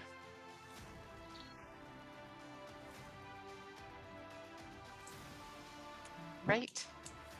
Wherever we land, please keep in touch. I enjoyed this.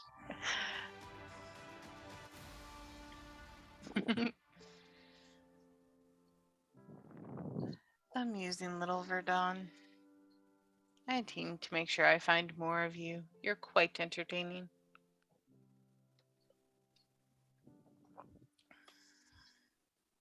He's already picturing the rat whiskers on you.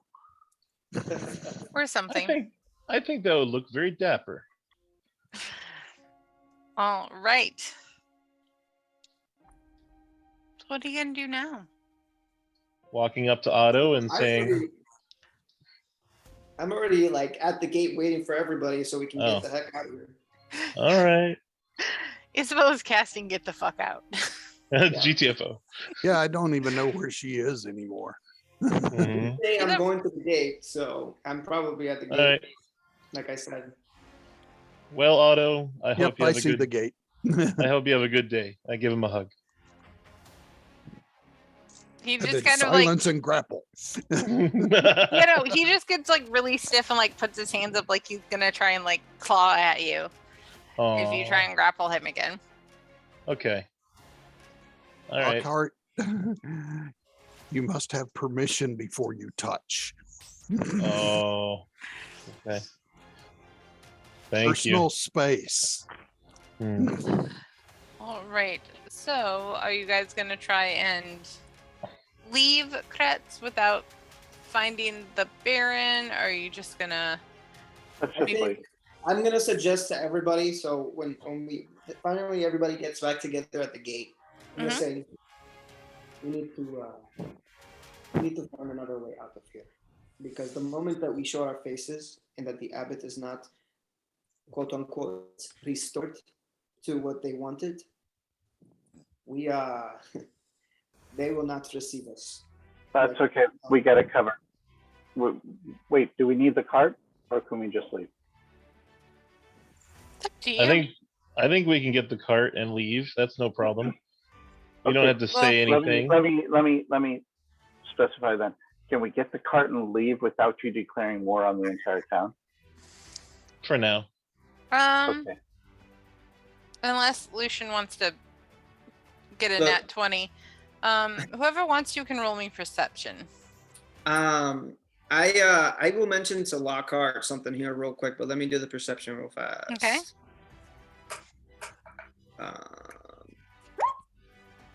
My dice rolls are really bad today. It's okay. Yeah, Good but- thing. You got those passive, so Those insane Yeah, passes. kind of Goodness. Yeah. So pointless to roll. I tell Lockhart, I could get a Um, 20. I tell Lockhart, well, I will agree, not going in, cautiously or possibly in a sense of aggression may have worked out in our favor, but what is going on in this town is more complicated than we can ever understand. And to fix what is wrong with this place will require us to do other things before coming back here. We cannot fix these issues now.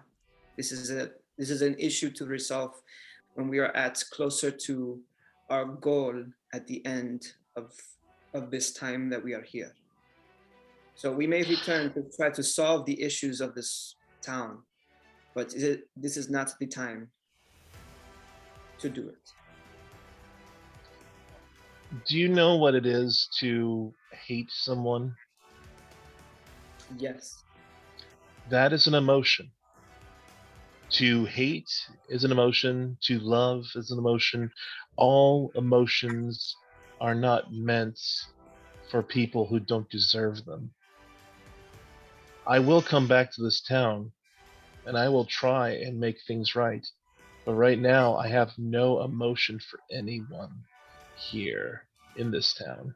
They have done wrong by these people, and one day they will reap what they sow. But I will be fine. And I really appreciate your help. You are absolutely brilliant in there. You did very well. Well, I was not playing his game. I was being upfront and honest, and I, to be honest, could care less of his goal of what he's doing here, because in reality, what he has done has caused no choice for these people. They have no way of actually choosing what they want, because this diva is making the choice for them. So whether they want to be free or not, they have no choice in it. So I, in all honesty, do not agree with what he does. But I see that they are better here, protected from the people that actually want to kill them at this point in time. So I will leave it be as we are now. Yes. But we will find a solution later. That is what I'm saying. Whether we fight the people of this town or not, that is to be debated at a later time.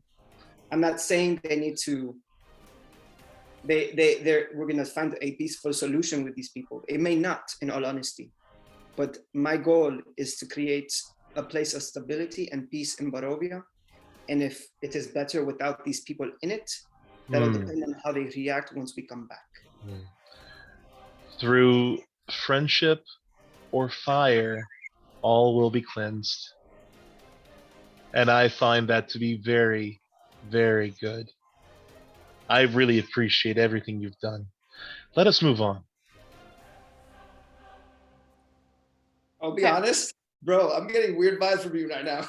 Oh yeah? Oh, that's good. Yeah, like Isabel's just getting this off vibe from you right now, and it's just like she's not feeling it. So she's No, not it's gonna okay. say that. She's just gonna look at you and like nod and just like move on with that. Oh yeah. I would let you in on something a little bit about my character. when they see bad things done, they're willing to do bad things to avenge those bad things. They are willing to go that extra mile to make sure that those people suffer. Chaos can be a very useful tool. Okay. All right. Generally, she's learning that. She's starting to see a little bit of that. So yeah. yeah. All right. So, any other quick role play before I tell you what you all perceived? High five. That was very good.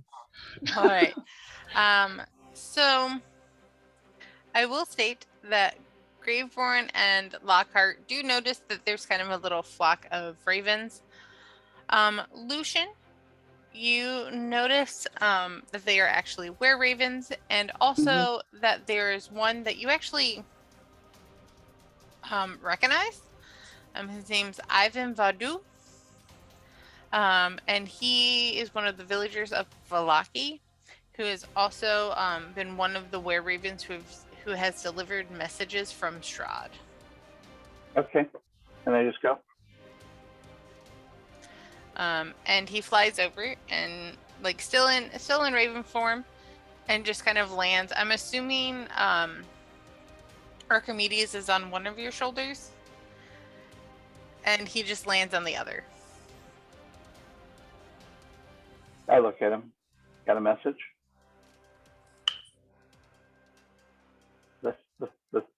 This town is evil, and that person's evil. They're all evil. So we're leaving. I'll put up my sphere to try and keep things out. But can you guys do anything to help us stay safe for the night? Okay, thanks. And then essentially he kind of flies in front of the group, kind of, yes, he's a raven, he's not huge, but kind of like flapping, like blocking your way. And then I would say after probably about a minute or so, if no one tries to get past him, a very familiar black carriage appears with your cart kind of attached to the back of it. Okay, let's get in.